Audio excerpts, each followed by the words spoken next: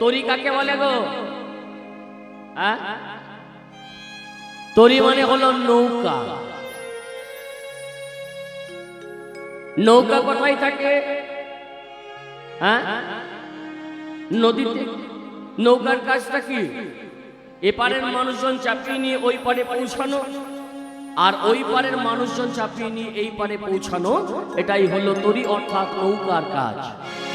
তাহলে এই যে আমাদের কলিযুগে গৌরহরি এলেন, হ্যাঁ গো মা, তিনি অবতরী রূপে কেন এলেন? না কেন এলেন জানেন মায়েরা? যারা আমাদের মতো কর্মান্ধ, যারা আমাদের মতো জ্ঞানন্ধ, যারা আমাদের মতো পাপাহত কলির জীব আছে, সেই কর্মান্ধ, সেই জ্ঞানন্ধ, সেই পাপাহত কলির জীব উদ্ধার করার লাগি আজ কলির ভগবান গৌরহরি আমার অবতরী রূপে আমাদের কাছে এলেন। তাই গৌরহরি বল। আচ্ছা বলুন তো মায়েরা, তিনি কেন এলেন আমাদের কাছে? আচ্ছা বলুন তো, গৌরহরি কোথায় এসেছিলেন? কি গো? আমাদের সোনার গৌর বাহ নদিয়াতে এলেন, নবদ্বীপে এলেন। কেন এলেন গো? আর কোথাও জায়গা ছিল না? হ্যাঁ, নদিয়াতে আসার কারণটা কি গৌরের?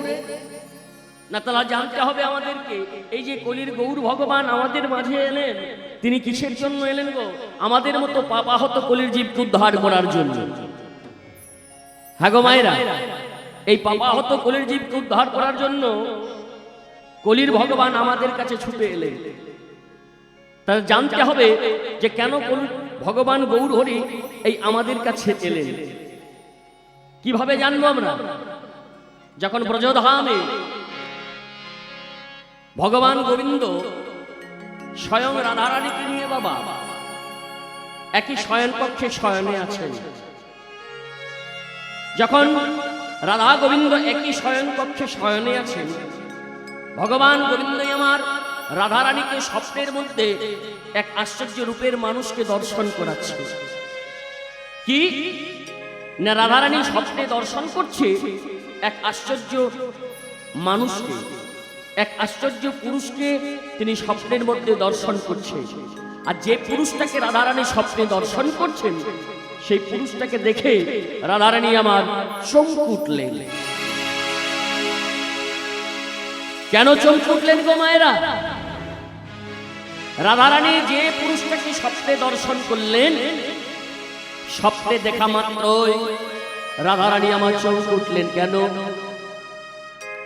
না, রাধারানী যাকে স্বপ্নে দর্শন করলেন, দেখা মাত্র নারীর নারীত্ব বলতে যা কিছু ছিল, লজ্জা ঘৃণা সব কিছু ওই তার চরণে সঁপে দিলেন। রাধারানী মনে মনে চিন্তা করছে যে আমি যদি জীবনে কাউকে ভালোবেসে থাকি, একমাত্র আমার হলো প্রাণবধূ ভগবান গোবিন্দ।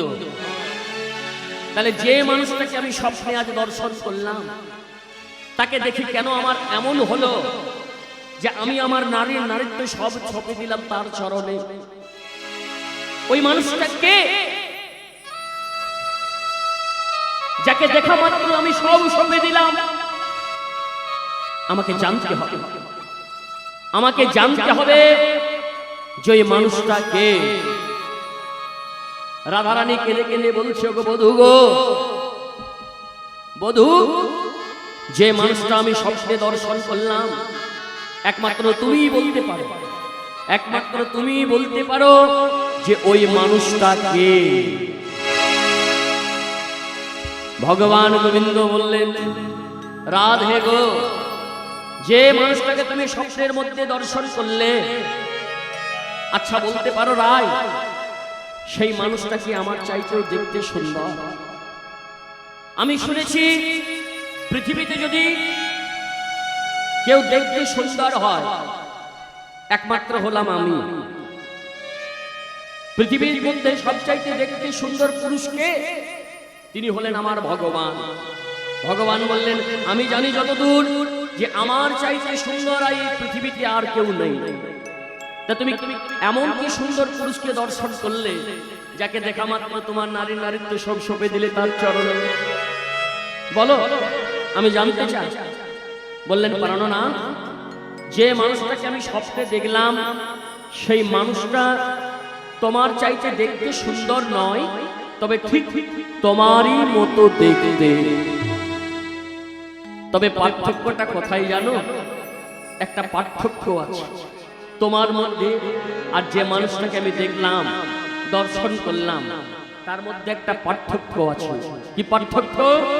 না তোমার যেমন এই চাচর চিকর কেশ, তার কিন্তু চাচর চিকর কেশ নেই। তার মাথাটা হলো নেড়া।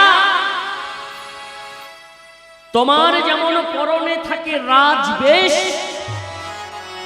তার রাজবেশ নেই, তার হলো ছিন্ন মলিন বেশ। আর শোনো বধূ, তোমার হাতে থাকে যেমন মোহন মুরলী, তার হাতে কিন্তু মোহন মুরলী নেই, তার হাতে আছে দণ্ড কুমণ্ড। বলো না বধূ,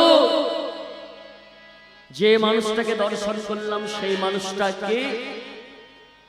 গোবিন্দ বললেন, রাধে গো, যে মানুষটাকে তুমি স্বপ্নে আজ দেখলে সেই মানুষটা আর কেউ নয়, সেই মানুষটা হলাম স্বয়ং আমি নিজে। বধূ গো, কেন তোমার এই বেশ? কেন তোমার এই বেশ আমায় দর্শন করালে? যাকে দেখা মাত্র আমি নিজে চমকে উঠলাম, কেন তুমি এই বেশ ধারণ করলে? ভগবান গোবিন্দ বললেন, রাধে গো, যে কারণে আমার এই বেশ ধারণ, তুমি কি জানতে চাও? তুমি কি জানতে চাও কেন আমি এই বেশ ধারণ করেছি? রাধারানী বললেন, প্রাণনা, জানতে তো আমায় হবে, কেন তুমি এই বেশ নিয়েছো? তাহলে শোনো রায়, আমি কেন এই বেশ ধারণ করেছি জানো? ওই ব্রজধামে থাকতে থাকতে ব্রজের সুখ, সকল সুখ আমি নিজে অনুভব করেছি। আমি তো ভগবান, তাই ভগবান হয়ে নিজে সকল সুখ অনুভব করলেও সেই সকল সুখের মধ্যে তিনটি সুখ থেকে আমি এখনো বঞ্চিত হয়ে আছি। রাধারানী বললেন, প্রাণনাথ, কি এমন তোমার সেই সুখ যা তুমি নিজে অনুভব করতে পারোনি? বলে, শুনবে রায়, শুনবে কোন সুখ থেকে আমি নিজে বঞ্চিত হয়ে আছি? তাহলে শোনো রায়, কই ছন তোয়া প্রেম, কই ছন মাধুরীমা, মাধুরীমা, কই ছন সুখ তহু ভোর, সুখে তহু ভোর, এ তিন বাঞ্ছিত ধন ব্রজে না হইবে পুরাণ, আরে ভাবিয়া না পাইব মন। রাধে গো, যে তিনটি সুখ থেকে আমি নিজে বঞ্চিত হয়ে আছি, সেই তিনটি সুখ হলো কি? কই ছন্ন তোয়া প্রেম। রাধে, তোমার প্রেম কেমন? কই ছন্ন তোয়া প্রেম, কই ছন্ন মাধুরীমা, তোমার প্রেমের মাধুর্যটা কেমন? কই ছন্ন সুকুত ভোর, তুমি আমাকে অন্তরে কৃষ্ণকে ভালোবেসে নিজে কি জাতীয় সুখ অনুভব করো রে? তাই গৌর হরি বল।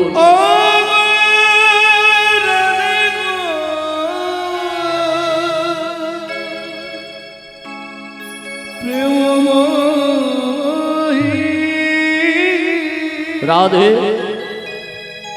রাধে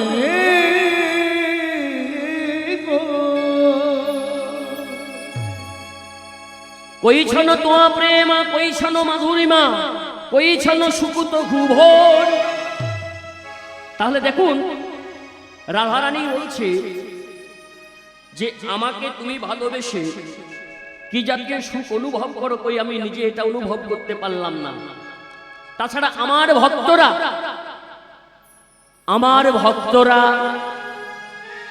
যারা হা কৃষ্ণ প্রাণ কৃষ্ণ বলে কেঁদে বেড়ায়, আর কৃষ্ণ বলে কাঁদলে দেখবেন তাদের চোখ দিয়ে জল ঝরে। আচ্ছা বলুন তো মায়েরা, কৃষ্ণ বলে কাঁদলে চোখ দিয়ে জল ঝরে না? হ্যাঁ, তাহলে এই যে কৃষ্ণ কৃষ্ণ বলে কেঁদে তাদের চোখ দিয়ে জল ঝরে, কৃষ্ণ বলে কেঁদে তারা নিজে কি সুখ পায়? ভগবান বললেন, কই আমি তো নিজে অনুভব করতে পারলাম না। আমি ভগবান, আমার ভক্তরা কৃষ্ণ বলে কাঁদছে, কেন কাঁদছে, কি সুখের জন্য কাঁদছে, কই আমি তো নিজে অনুভব করতে পারলাম না। সঙ্গে সঙ্গে রাধারানী বললেন, প্রাণনাথ তুমি নিজে অনুভব করতে পারবে না।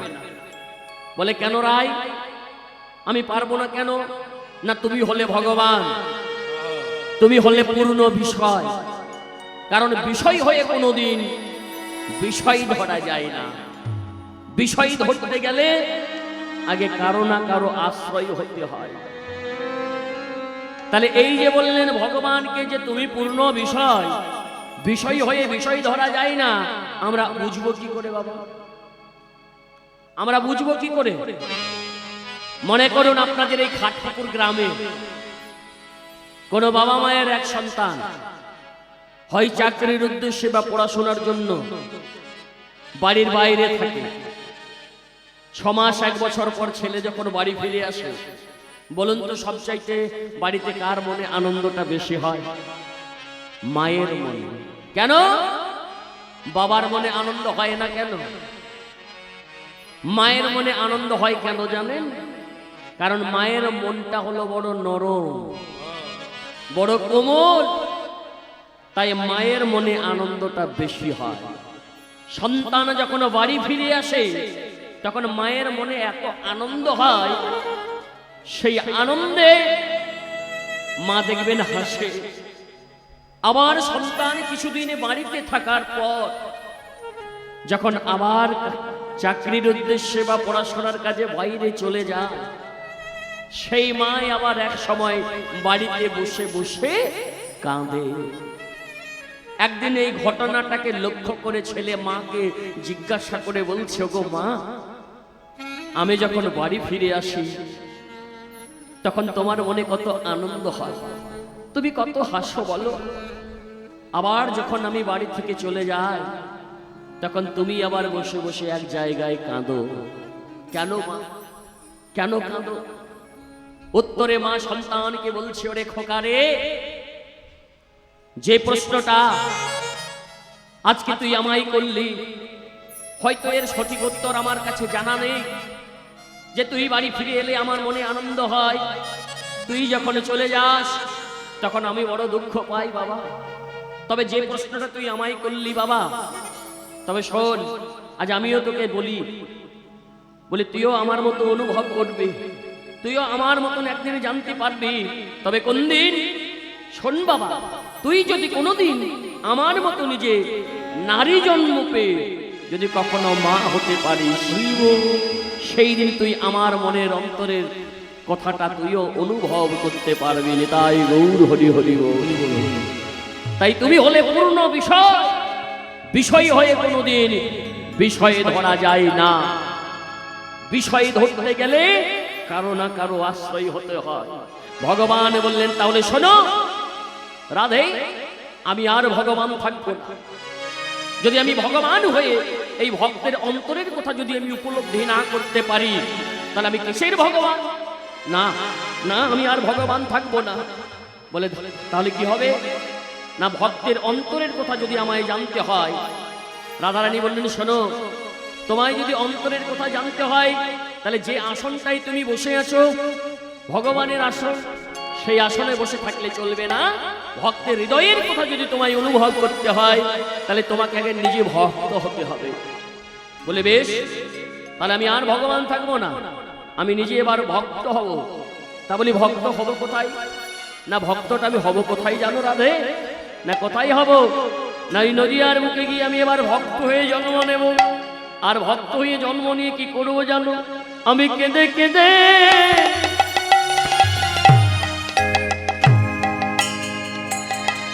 ও গো বেড়াইব,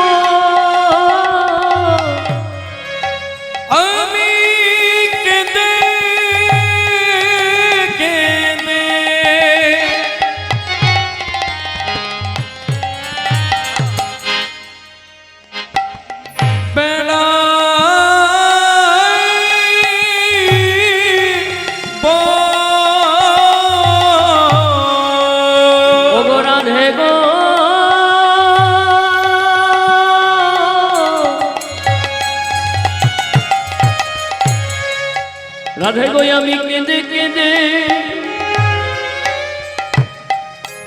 বেড়াইব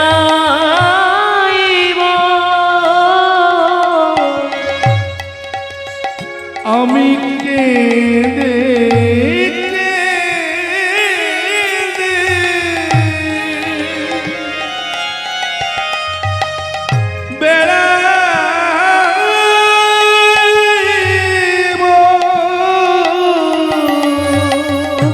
ভুলাই গোড়া গড়ি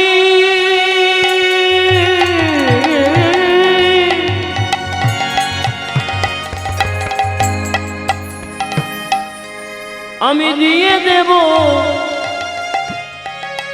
রাধে গো আমি কেঁদে কেঁদে বেড়াইব ভুলাই গড়া গড়ি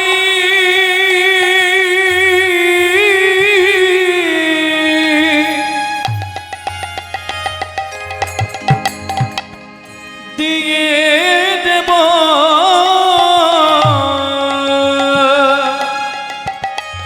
আমি কেঁদে কেঁদে বেড়াইব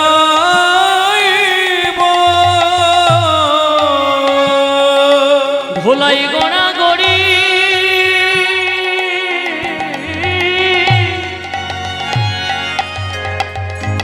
আমি দিয়ে দেব রাধে গো আমি কেঁদে কেঁদে বেড়াইব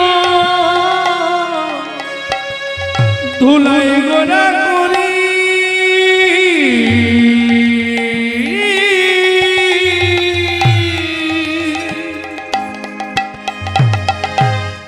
আমি দিয়ে দেব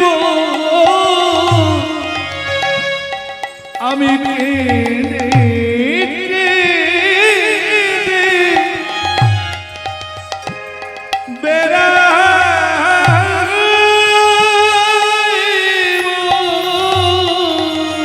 বলিও গোড়া রে বিনোদিনী আমি তাই কেঁদে গৌর হরি কেঁদে বেড়াইব ও রাধে বিনোদিনী আমি কেঁদে কেঁদে বেড়াইব রাধে বিনোদিনী আমি কেঁদে কেঁদে বেড়াইব রাধে বিনোদিনী আমি কেঁদে কেঁদে বেড়াইব রাধে বিনোদিনী আমি কেঁদে কেঁদে বেড়াইব রাধে বিনোদিনী কেঁদে কেঁদে বেড়াইব রাধে বিনোদিনী আমি কেঁদে কেঁদে বেড়াইব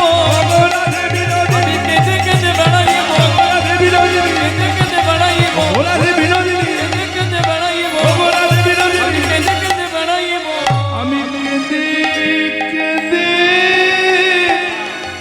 বেড়াইব যেই না বললেন ভগবান ওই নদীয়ার মুখে গিয়ে আমি ভক্ত হয়ে জন্ম নেব, সঙ্গে সঙ্গে রাধারানীর সঙ্গে সঙ্গে এই কথা শোনা মাত্র তার বদনটা ঘুরে দাঁড়ালেন। আর যেই না বদন ঘুরে দাঁড়ালেন অমনি ভগবান গোবিন্দ রাধারানীর কাছে গিয়ে বলছে, রাধে গো কি হয়েছে তোমার যে তুমি এমন ভাবে বদনটা ঘুরে দাঁড়ালে? রাধারানী বলছেন, প্রাণনাথ তোমার যখন মনের বাসনা হয়েছে ওই নদীয়ায় গিয়ে ভক্ত হয়ে জন্ম নেওয়ার, তখন আমি বাধা দেব না, যাও।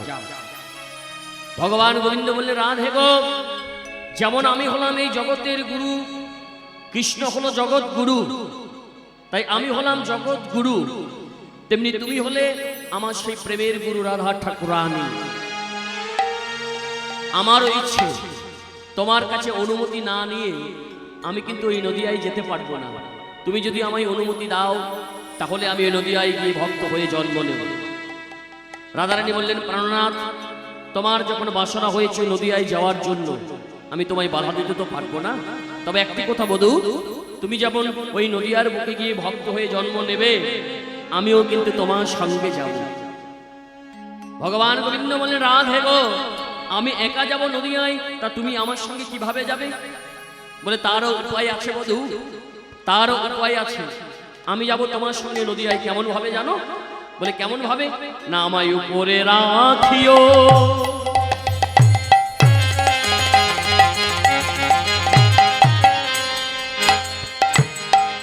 তুমি ভিতরে থাকিবে আমায় উপরে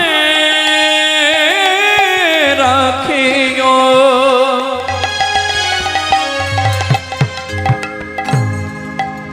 তুমি ভেতরে থাকিবে ওগো নদিয়ায় যাইব আমি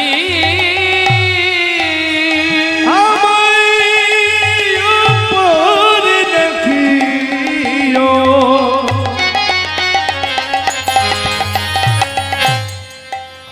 তুমি ভিতরে থাকিবে নদিয়ায় যাইব আমি মমনা লইয়া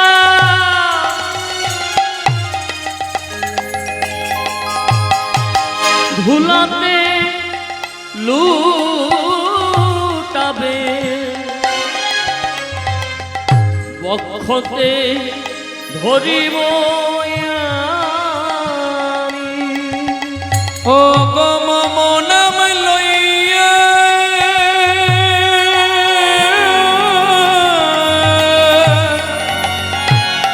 ধুলাতে লুটাবে পক্ষতে ধরিব আমি তোমার রঙে ধুলো লাগবে না গো তোমার রঙে ধুলো লাগবে না গো। আমার হৃদয় মাঝে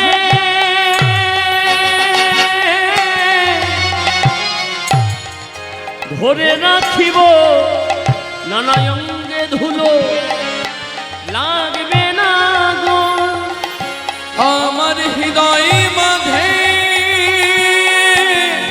ধরে রাখিব অঙ্গে ধুলো লাগবে না গো। হৃদয় মাঝে ধরে রাখিব তোমার রঙে ধুলা লাগবে না গো। আমার হৃদয় মাঝে ধরে রাখিব ধুলা লাগবে না গো। আমার হৃদয় মাঝে ধরে রাখিব তাই গৌর প্রাণ মনে হরি বল হরি রাখিব ধুলা লাগবে না গো। হৃদয় মাঝে ধরে রাখিব ধুলা লাগবে না গো। হৃদয় মাঝে ধরে রাখিব ধুলা লাগবে না গো। হৃদয় মাঝে ধরে রাখিব ধুলা লাগবে না গো। হৃদয় মাঝে ধরে রাখিব ওগো অঙ্গে ধুলো লাগবে না গো। যেই না বললেন রাধারানী যে বধূ আমি তোমার সঙ্গে যাব, আমি থাকবো তোমার ওপরে আর তুমি থাকবে আমার ভিতরে। কেন না ব্রজধামে সেই রাধা গোবিন্দ দুই দেহ মা এক হয়ে সোনার নদী এই গৌর হয়ে অবতীর্ণ হলে অন্তে কৃষ্ণ আর বাইরে রাধা। দেখুন সেই ব্রজধামে রাধা কৃষ্ণ দুই দেহ এক আত্মা আজ সোনার নদী এই গৌর হয়ে এলেন।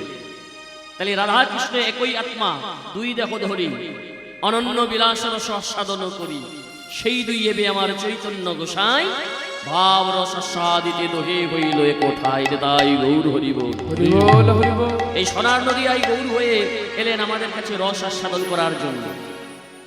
হ্যাঁ গো মা, রস আস্বাদন কিভাবে হবে? গৌর হরি এলেন ব্রজধাম ছেড়ে সোনার নদী আই শুধুমাত্র রস আস্বাদনের জন্য। এই রস আস্বাদনটা হবে কি করে? যতক্ষণ পর্যন্ত যেই রসের অধিকারী হয়েছে সেই এই রসটা আস্বাদন করতে পারবেন। মনে করুন আপনাদের এই গ্রামে দেখবেন অনেক ছেলে আছে যাদের বিয়ে হয়নি, অনেক ছেলে আছে বয়স হয়েছে কিন্তু তাদের বিয়ে হয়নি। বাচ্চা ছেলে মেয়ে দেখতে পেলে তারা কোলে তুলে আদর করে, কোলে তুলে আদর করে চুম্বন দেয়। আচ্ছা বলুন তো মায়েরা, তারা কি বাবার মর্মটা বুঝবে? বাবার রসটা তারা নিজে আস্বাদন করতে পারবে? বাবা পারবে না। কারা পারবে?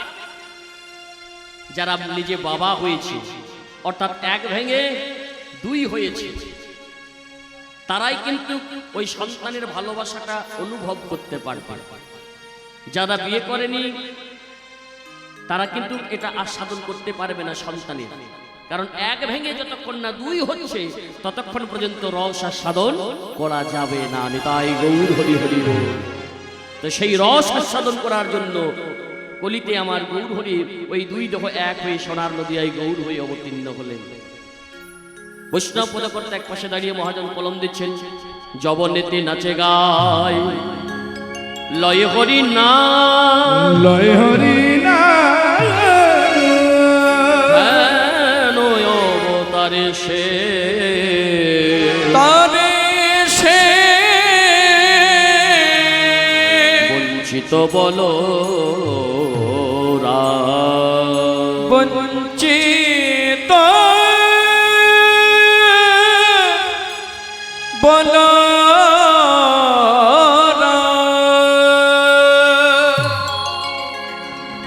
আজকে আমরা যে লীলাটি আস্বাদন করতে চলেছি সেই লীলার বিষয়বস্তু সম্পর্কে একটু বলে দিই। আজ আমরা যে লীলাটি আস্বাদন করব মায়েরা, এটা হলো একটা কলিযুগেরই লীলা। কেমন না, যে লীলাটি আস্বাদন করতে চলেছি সেই লীলার নাম হলো প্রভু শ্যামানন্দ। কে ছিল শ্যামানন্দ? কিভাবে শ্যামানন্দ হলো? আমরা এই শ্যামানন্দের কথা আস্বাদন করব। কিভাবে শ্যামানন্দ হলো? এই শ্যামানন্দটাকে, যাকে আমরা দুঃখী কৃষ্ণদাস নামে চিনি, আমরা লীলার বিষয়বস্তু সম্পর্কে জানব। তার আগে যে লীলাকে আমরা আস্বাদন করতে চলেছি স্বয়ং ভোলানাথের কৃষ্ণ ভজনের এই লীলা। কারণ স্বয়ং ভোলানাথ অদ্বৈত হয়ে এলেন, সেই অদ্বৈতের পরের অবতারই হলো আজকের আমাদের এই শ্যামানন্দ। নিতাই গৌর হরি হরি বল। শ্রীমান মহাপ্রভু যখন তিনি এসেছিলেন মায়েরা, তার থেকে অদ্বৈত আচার্য আগে এসেছিলেন, জন্ম হয়েছিল। কারণ এই অদ্বৈত প্রভুর বয়সটা কত ছিল যখন মহাপ্রভু এসেছিলেন? 52 বৎসর বড় যখন অদ্বৈত এসেছিলেন, আর মহাপ্রভু তখন জন্ম হয়নি। তাহলে মহাপ্রভু যখন জন্ম হলো, এই অদ্বৈত আচার্যের বয়স ছিল 52 বৎসর বড়। তাহলে দেখুন, এই অদ্বৈত আচার্যই কিন্তু মহাপ্রভুকে নিয়ে এসেছিলেন। যখন এই মহাপ্রভুকে নিয়ে এলেন অদ্বৈত আচার্য, মহাপ্রভু কি করেছিলেন? মহাপ্রভু এসে ওই ভক্ত পারিষদ সঙ্গে নিয়ে গম্ভীরা মন্দিরে ওমা তিনি কি করতেন? লীলা আস্বাদন করতেন ভক্ত পারিষদগণকে সঙ্গে লই। আর ভক্ত পারিষদগণ কি করত? গ্রন্থ রচনা করতেন, ওই শুনে শুনে লিখে রাখতেন, লিপিবদ্ধ করে রাখতেন। তো লীলার এই যে সঙ্গ গেল, যারা ভক্ত পারিষদগণ তারা এসে মহাপ্রভুর সঙ্গে যখন এই লীলাগুলি দর্শন করছেন, আস্বাদন করছেন, তো এইগুলো ছেড়ে যখন নিমায় 24 বৎসর নবদ্বীপে আর 24 বৎসর নীলাচলে চলে গেল, যখন নবদ্বীপ ছেড়ে নীলাচল চলে গেল, সেদিন অদ্বৈতাচার্য প্রভুকে বলেছিল, প্রভু আমি কষ্ট করে তোমায় নিয়ে এলাম, যাওয়ার সময় তুমি আমায় বলে যেতে পারলে না? তুমি একটু আমায় জানিয়ে দিতে পারলে না? আমি তো বড়, আমার তো আর বয়স হয়েছে, আমি তো তোমার সঙ্গে আর যেতে পারবো না, তাই তুমি আমায় সঙ্গে করে নিয়ে গেলে না? তাহলে এই নবদ্বীপের মানুষ আমায় কি বলবে যে অদ্বৈত তুমি কি এমন অপকর্ম করেছো যার জন্য নিমাই নবদ্বীপ ছেড়ে ওই নীলাচলে চলে গেল? হ্যাঁ, তাহলে তুমি কি এমন অপকর্মটা করেছো? কেউ তো আমায় ছেড়ে কথা বলবে না। প্রভু তাহলে কি আমি আর লীলার দর্শন করতে পারবো না? আমি তো সঙ্গে যেতে পারবো না, তাহলে আমার কি হবে এবার? আমার তো বয়স হয়েছে। সেদিন মহাপ্রভু অদ্বৈতকে বলেছিল, অদ্বৈত এক কাজ করো, তুমি যেতে পারবে না তো কি হয়েছে, আমার এই ভক্তরা যে গ্রন্থগুলো খাতার মধ্যে লিপিবদ্ধ করে রাখবে, এক সময় তুমি কি করবে জানো? তুমি এই যে অদ্বৈত এই পরের অবতারে তুমি প্রভু শ্যামানন্দ হয়ে আসবে, আর আমার এই গ্রন্থ পড়ে তুমি আনন্দ উপভোগ করবে। তাই গৌর হরি হরি বল। তাই আমরা সরাসরি চলে যাব সেই প্রভু শ্যামানন্দ কিভাবে হলেন এবং দুঃখী কৃষ্ণদাস কিভাবে হলেন, আমরা এই লীলার মাধ্যমে জানব। ওমা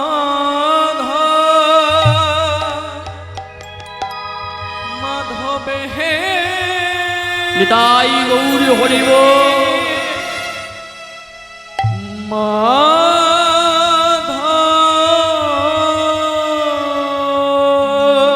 মাধবে বহুত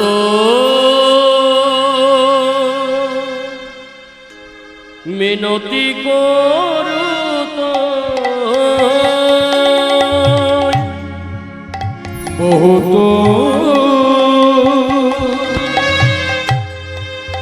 মিনতি করিত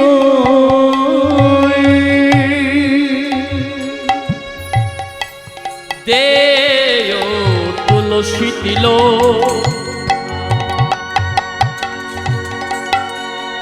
এ দেহ সমর্পিন দেব তুলসী দিল এ দেহ সমর্পিল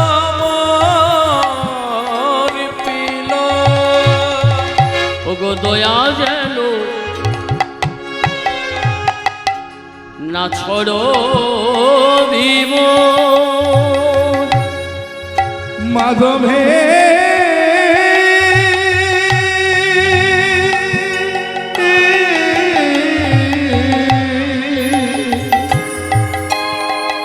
দয়া জন নাচর গণইতে দোষ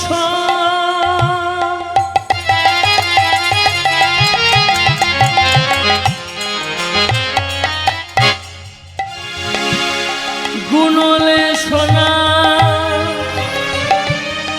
পাবি গণইতে দোষ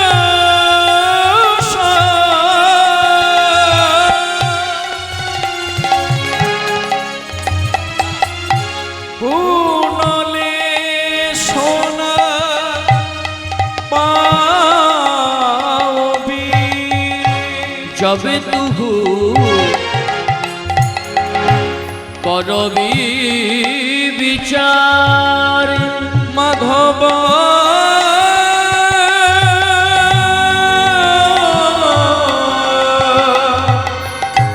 জব তুহু করবি বিচার মাধব মাধব এ আমি কি চাইছি এই চাইছি আমি কি আমি যে আমাদের সংসারের কথা দুঃখের কথা জানাতে এসেছিলাম মাধবের কাছে, কিন্তু আমি মাধবের কাছে এই সংসারের দুঃখের কথা জানাতে গিয়ে আজ আমি তো আমার কষ্টের কথা জানাতে গিয়ে আমি তো এসেছিলাম মাধবের কাছে টাকা পয়সা ধন দৌলত চাইতে, কিন্তু মাধবের কাছে আমি চাইতে পারলাম না। কেন চাইতে পারলাম না? না জগন্নাথ আমায় বলল, ওরে কৃষ্ণ রে, তুই আমার কাছে এসেছিস, কিন্তু এই দেখ আমার দিকে চেয়ে দেখ, আমি তোদেরকে দিতে দিতে আমি এখন নিঃস্ব হয়ে বসে আছি। এই দেখ আমার হাত নেই, এই দেখ আমার পা নেই, আমি তো জগন্নাথ, আমার কাছে যে যা সে যা চেয়েছে আমি সকলকেই দিয়েছি, কিন্তু দিতে দিতে আর আর আমার কিছু নেই। আমি কি দেব বল, আমার যে কিছু নেই।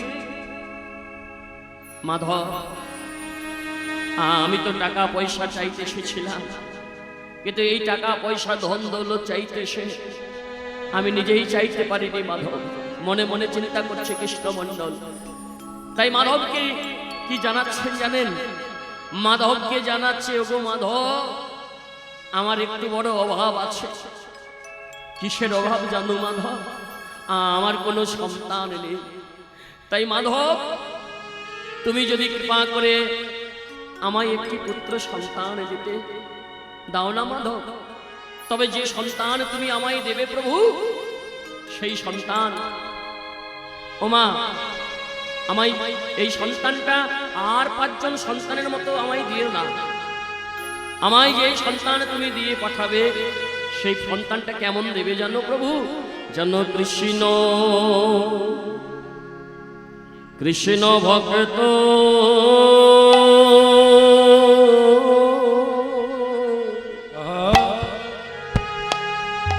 কৃষ্ণ ভক্ত সন্তান দি ও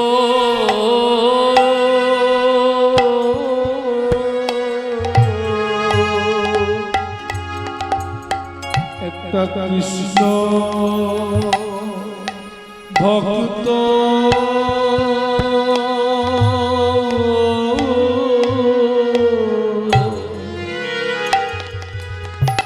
ভক্ত সন্তান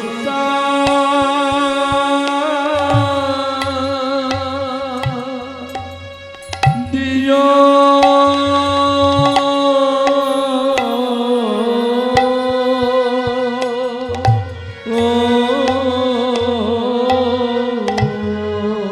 যে সন্তান তোমার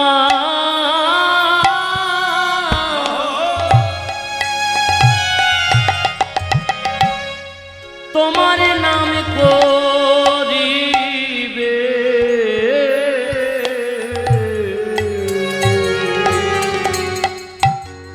যেন একটি কৃষ্ণ ভক্ত আমায় সন্তান দিও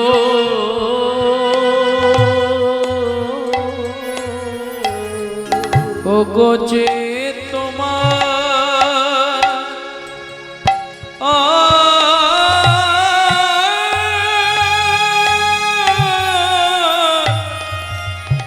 তোমার নাম করিবে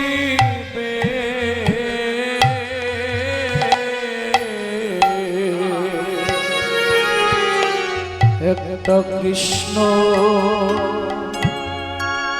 ভক্ত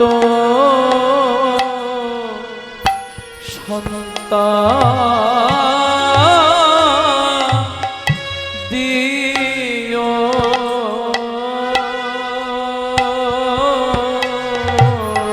যেন আমি অন্য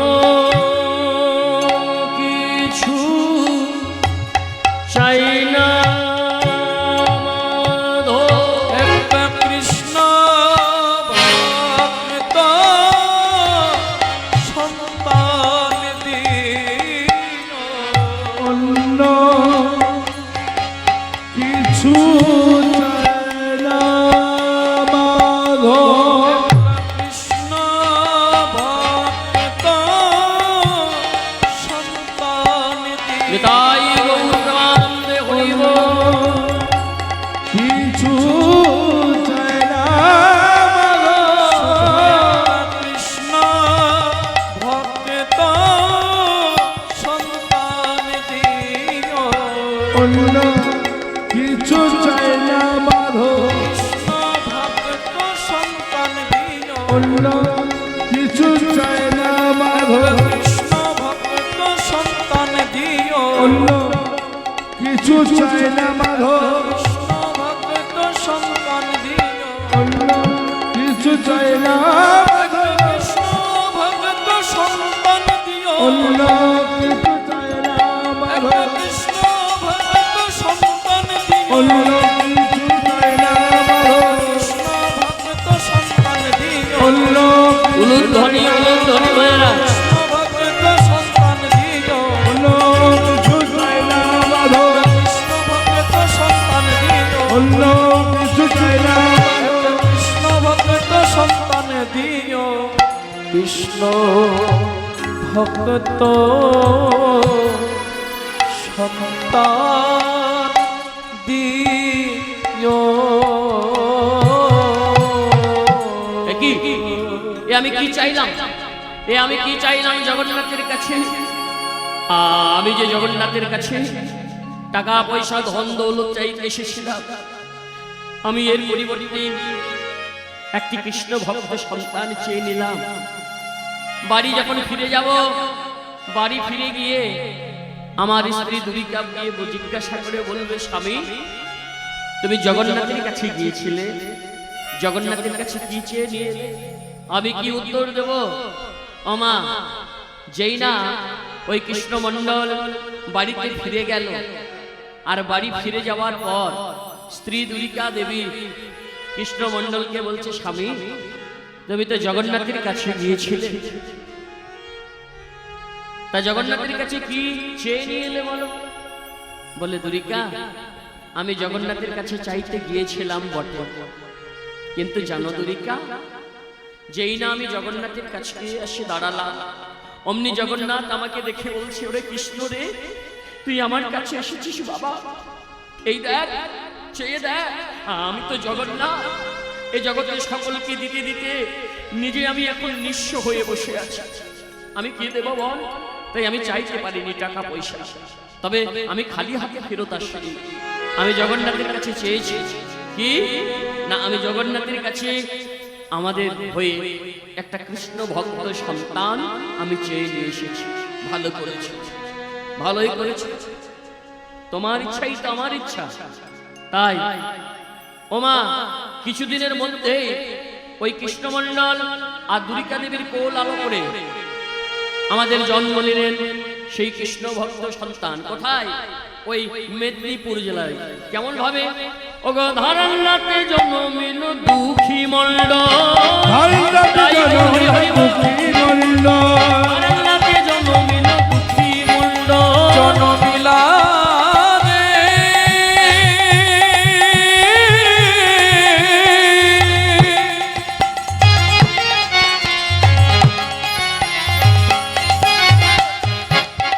জনমিলা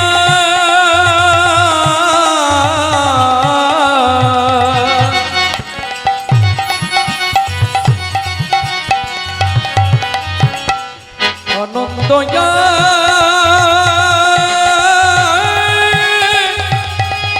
ধরে না ধরণাতে জন্মিল দুঃখী মণ্ডল, মাতা দুরিকা পিতা কৃষ্ণ মণ্ডল, মাতা দুরিকা পিতা কৃষ্ণ মণ্ডল, মাতা দুরিকা পিতা কৃষ্ণ মণ্ডল, মাতা দুরিকা পিতা কৃষ্ণ মণ্ডল, পুত্র হেরি পিতা মাতা আনন্দ না ধরে, পুত্র হেরি পিতা মাতা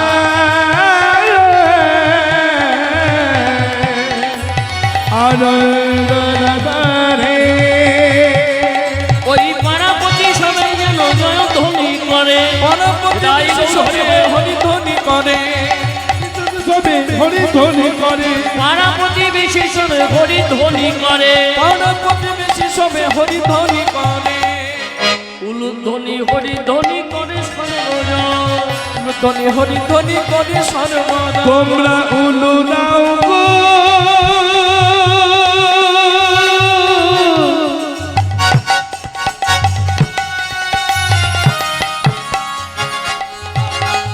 ও মায়েরা,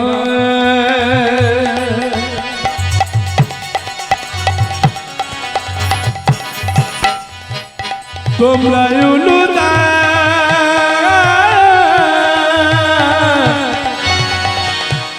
ও গো মায়েরা, ধ্বনি হরিধ্বনি করে সর্বদা। আরে পাড়াপতি সবে যেন জয়ধ্বনি করে, পার্বতী বেশি সবে জয় ধ্বনি দেয়, পাড়াপতি বেশি যেন জয়ধ্বনি করে, গণপতি বেশি সবে জয় ধ্বনি করে, আনন্দ আর ধরে না, আনন্দ আর ধরে না, আনন্দ আর ধরে না, আনন্দ আর ধরে না, পুত্রগিরি পিতা মাতার আনন্দ আর ধরে না, পুত্রহীন পিতা মাতার আনন্দ আর ধরে না, পুত্রগিরি পিতা মাতার আনন্দ আর ধরে না, পুত্রহীন পিতা মাতার আনন্দ আর ধরে না, পাড়াপতি বেশি সবে জয়ধ্বনি করে, পার্বতী বেশি সবে জয় ধ্বনি করে, গণপতি বেশি সবে জয় ধ্বনি করে। তাহলে দেখুন মা, ওই কৃষ্ণমণ্ডল আর স্ত্রী তার দুরিকা, এই দুরিকার গর্ভতে একজন সন্তানের জন্ম নিল। সেই সন্তানের নামটা কি মা? যে সন্তান দুরিকার ঘরে জন্ম নিল সেই সন্তান নাম হলো দুঃখী মণ্ডল। কেন দুঃখী মণ্ডল হলো কেন মা? যেদিন থেকে ওই সন্তানটি জন্ম নিয়েছে, যেদিন এই দুঃখীর জন্ম হলো মায়েরা, অভাবের সংসার, অনটনের সংসার। এই অভাবের দিনে যেই না ঘরে দুঃখী এলো, আর যেদিনই দুঃখীর জন্ম হলো, সেই যে দুঃখী কাঁদতে শুরু করেছে, ওমা ছেলেটাকে কোনো মতে চুপ করানো যাচ্ছে না। তাই স্বামীকে ডেকে, যেই না ডেকে পাঠালো, স্বামী ছিল নাম কীর্তনে ব্যস্ত। তাই পাড়ার একজন গিয়ে খবর দিয়ে জানিয়ে বলল, কৃষ্ণ তুমি এখানে ভগবানের নাম করছো, আর তোমার ঘরে একটা ফুটফুটে সন্তান এসেছে, তুমি দেখবে না? এই খবর শোনা মাত্র যেই না কৃষ্ণ মণ্ডল ছুটে গেল দুরিকার কাছে। অমনি দুরিকা বলছো, স্বামী জগন্নাথ কৃপা করে আমাদের একটা সন্তান দিয়েছে বটে, আমাদের একটা সন্তান দিয়েছে বটে। তবে এই দেখো, সেই যে যখন থেকে ছেলেটা জন্ম নিয়েছে আর কাঁদতে শুরু করেছে, আমার মনে হচ্ছে ছেলেটাকে আর বাঁচানো যাবে না। কারণ দেখো এখনো তার কান্না থামেনি।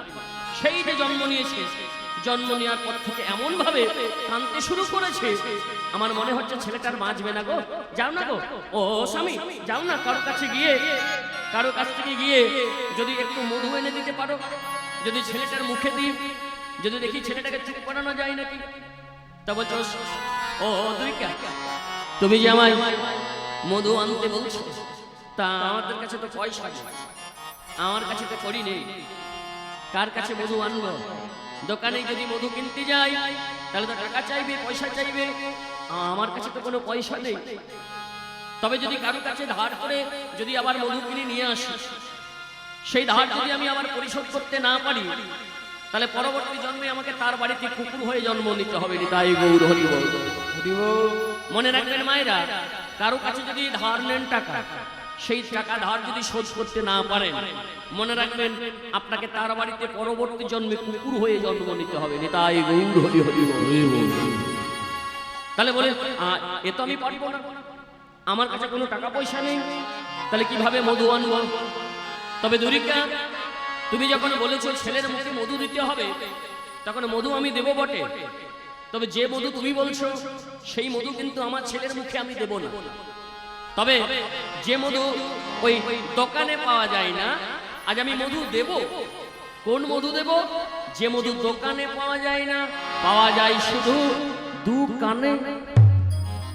তাহলে দেখুন, ওই মধু দেওয়ার পরিবর্তে আজকে কৃষ্ণমণ্ডল ছেলের ওই কর্ণমূলে কি তুলে দিচ্ছে দেখুন।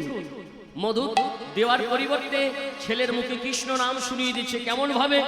এত বলি শোনাইল নিতাই গৌর হরি বল।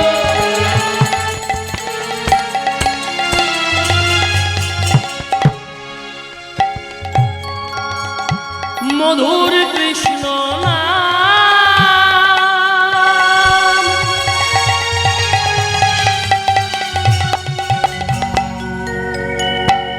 কৃষ্ণ নাম শুনে শিশু হাসে অবিরাম। এত বলি শোনাইল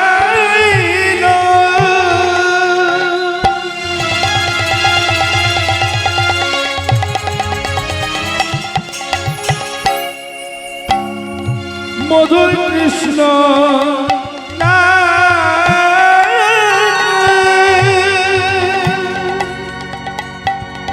কৃষ্ণ নাম শুনে শিশু হাসি অবিরাম। এত বলি শোনাইল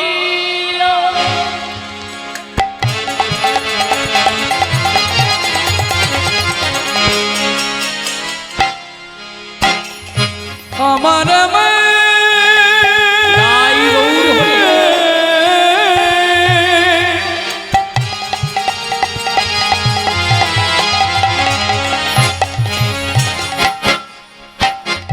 কৃষ্ণ নাম শুনে শিশু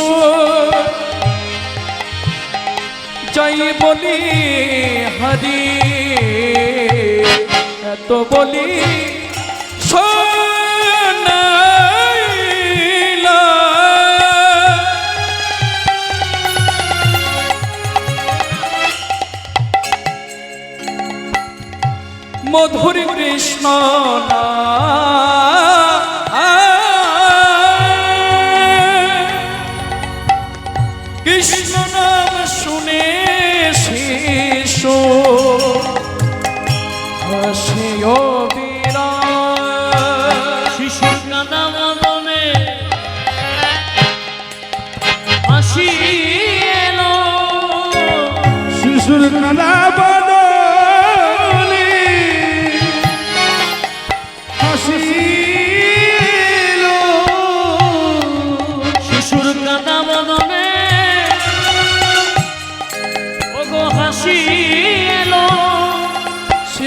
কাঁদা বাদানে হাসি এলো।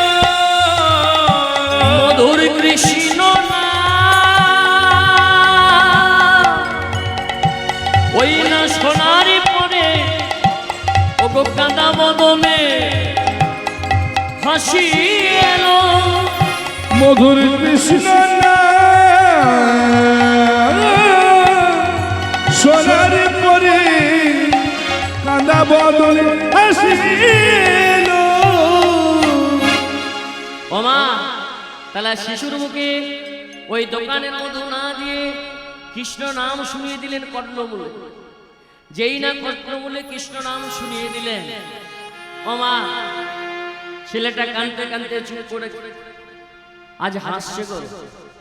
তাহলে দেখুন, এই যে অভাবের সংসারে ছেলেটা জন্ম নিল, নাম রাখলো কি কৃষ্ণমণ্ডল দুর্গা দেবী, সন্তানের নাম রাখলো কি মা দুঃখী মণ্ডল। বড় দুঃখের দিনে জন্ম নিল তো। কৃষ্ণমণ্ডল সন্তানকে বলছে, দেখতে দেখতে যখন ছেলেটা 5 বছরে পা দিল, মা দুঃখীকে ডেকে বলছে, ওরে দুঃখী রে বাবা, আমি তোকে জগন্নাথের কাছে চেয়ে নিয়ে এসেছি, কেন জানিস বাবা? আমি শুধু তোকে জগন্নাথের কাছে চেয়ে নিয়ে এসেছি কৃষ্ণ ভজন করার জন্য। কারণ জানিস বাবা, এই নরজন্মের সার্থকতা কোথায়? আমরা যেই মানুষ জন্ম পেয়েছি মা, এই নরজন্মের সার্থকতা হলো একমাত্র কৃষ্ণ সেবা। তাই কৃষ্ণ সেবার জন্য তোকে আমি চেয়ে নিয়ে এসেছি বাবা। তুই জীবনভর শুধু কৃষ্ণ সেবা করবি বাবা। 5 বছরের ছোট ছেলে দুঃখী মণ্ডল যখন জানতে পারলো যে বাবা আমাকে যখন জগন্নাথের কাছ থেকে কৃষ্ণ সেবার জন্য চেয়ে নিয়ে এসেছে, তখন তো আমি সংসারে থাকবো না। কেন থাকবো? আমার যদি জীবনের মূল উদ্দেশ্যই হয় কৃষ্ণ ভজন করা, তাহলে আমি তো আর সংসারে থাকবো না। না না, আমি আর সংসারে থাকবো না, আমি এবার কৃষ্ণ ভজন করব। তাই কি করলেন মা? এই ছোট্ট ছেলে 5 বছরের দুঃখী মণ্ডল গলায় একটা চাদর নিয়ে বইয়ের ওয়াজ ধারণ করে রাতের অন্ধকারে ভোরের বেলা বেরিয়ে পড়ল। কেন না, ওই মেদিনীপুর জেলা থেকে হাওড়া জেলা থেকে এলো হুগলি জেলা, আর হুগলি জেলা থেকে এলো বর্ধমান জেলা। বর্ধমান জেলায় যখন এলেন মায়েরা, এসে একজন বৃদ্ধ দাদুর সঙ্গে দেখা হয়ে গেল। যেই না দাদুর সঙ্গে দেখা হলো, দাদুকে ডেকে বলছে, ও দাদু বলো না গো নবদ্বীপ আর কত দূর? বলে দূর। এই বয়সে আবার নবদ্বীপ কি রে? তোর কতটুকুই বয়স হয়েছে, ভিক্ষে করতে এসেছিস? বলে দাদু তুমি আমায় ভিখারি ভাবছো, তবে তুমি যে ভিখারি ভাবছো আমায়, আমি কিন্তু সেই ভিখারি নই। আমি ভিখারি বটে, কিন্তু তুমি যে ভিখারি ভাবছো আমি কোনো অর্থের ভিখারি নই। আজ আমি ভিখারি হয়েছি, তবে আমি কিসের ভিখারি? শোনো দাদু, আমি কিসের ভিখারি জানো? আমি প্রেমের ভিখারি। প্রেম ভিক্ষা করি যাব নদিয়া। প্রেমের ভিখারি, প্রেম ভিক্ষা করি যাব নদিয়া। প্রেমের ভিখারি, প্রেম ভিক্ষা করে যাব নদিয়া। প্রেমের ভিখারি, প্রেম ভিক্ষা করি যাব নদিয়া। হরে হরে বলে দুটি বাহু তুলে, হরে হরে বলে দুটি বাহু তুলে, হরে হরে বলে দুটি বাহু তুলে যাব নদিয়া। প্রেমের ভিখারি, প্রেম ভিক্ষা করে যাব নদিয়া। প্রেমের ভিখারি, প্রেম ভিক্ষা করে যাব নদিয়া। এই ছোট্ট ছেলে 5 বছরের দুঃখী মণ্ডল কোথায় গিয়ে উপস্থিত হলো? ওই নবদ্বীপ। আর নবদ্বীপে এসে কার আশ্রমে উপস্থিত হলো? উপস্থিত হলো ওই হৃদয় চৈতন্য প্রভুর আশ্রমে। যেই না হৃদয় চৈতন্য প্রভুর আশ্রমে এলেন সকালবেলায় মা, এসে হৃদয় চৈতন্য প্রভুর আজকে জয় দিচ্ছে। হৃদয় চৈতন্য প্রভু কি জয়, হৃদয় চৈতন্য প্রভু কি জয়, হৃদয় চৈতন্য প্রভু কি জয়। কে বাবা তুই? হ্যাঁ, এত সকাল সকাল কে বাবা তুই? কি রে, এত সকাল সকাল আমার কাছে এসেছিস কি জন্য বাবা? কি নাম তোর? না আমার নাম হলো দুঃখী মণ্ডল। তা দুঃখী তুই এত সকাল সকাল আমার আশ্রমে? না গুরুদেব, আমি আশ্রমে এসেছি কেন জানেন? আমি কৃষ্ণ মন্ত্রে দীক্ষা নেওয়ার জন্য এসেছি। আমি আমার সংসার আপনজন পরিবারকে ছেড়ে আপনার কাছে আশ্রমে এসেছি শুধু কৃষ্ণ মন্ত্রে দীক্ষা নেওয়ার জন্য। আপনি আমায় কৃষ্ণ মন্ত্রে দীক্ষা দিন। দীক্ষা?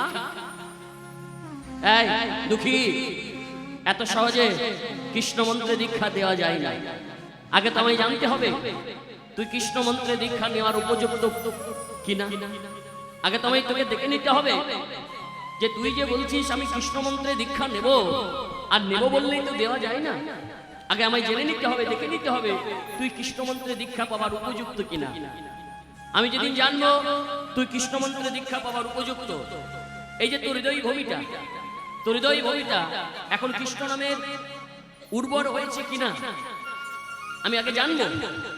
যদি জানতে পারি তোর কৃষ্ণ নামের জন্য এই হৃদয় ভূমি উর্বর হয়েছে, তখন আমি নিজে হাতে কৃষ্ণ ভজনের বীজটা এই তোর হৃদয় ভূমিতে নিজেই বপন করে দেবো রে। তাই গৌর হরি বল।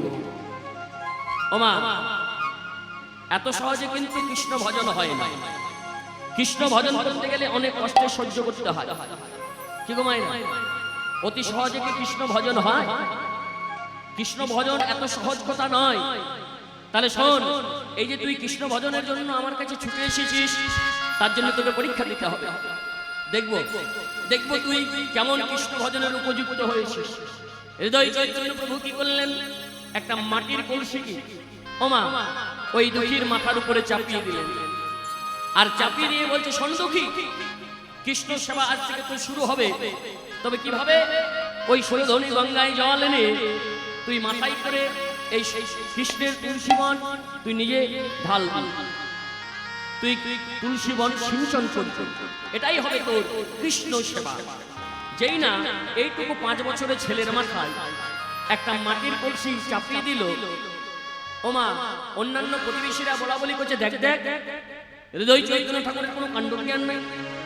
হ্যাঁ, এইটুকু বাচ্চা ছেলের মাথায় একটা মাটির হাড়ি চাপিয়ে দেয়, দেখ দেখ কোনো কাণ্ড জ্ঞান নেই।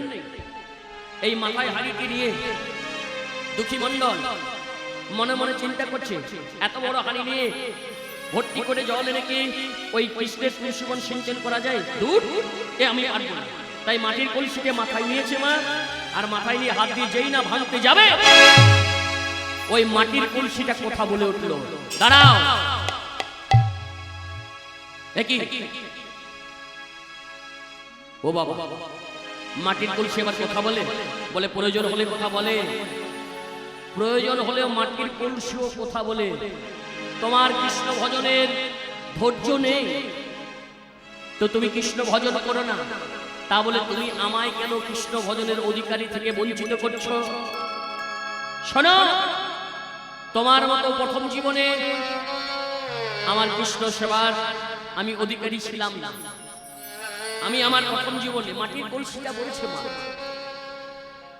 ওই দুঃখীকে বলছে, শোনো দুঃখী, তোমার মতো প্রথম জীবনে আমি কৃষ্ণ সেবার অধিকারী ছিলাম না। কৃষ্ণ সেবার অধিকারীটা হলাম কখন জানো? শুনবে শুনবে তুমি আমার ধৈর্যের কথা। তোমার মাথায় এই হাড়িটা চাপিয়ে দিয়েছে, তুমি বলছো পারবো না। তাহলে শোনো আমার ধৈর্যের কথা, তুমি শোনো মন দিয়ে।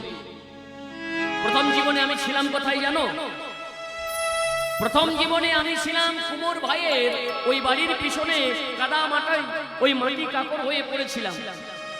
জঙ্গলে কুমোর ভাই কি করলো, এক সময় কুমোর ভাই কোদাল দিয়ে ওই মাটিটাকে কেটে কেটে একসঙ্গে এনে তার উঠোনের মধ্যে রোদের মধ্যে ফেলে আর ওই কাকড় বালি কাদা সব কিন্তু বেছে বেছে পরিষ্কার করে তাতে আমায় জল দিয়ে দু পায়ে মারিয়ে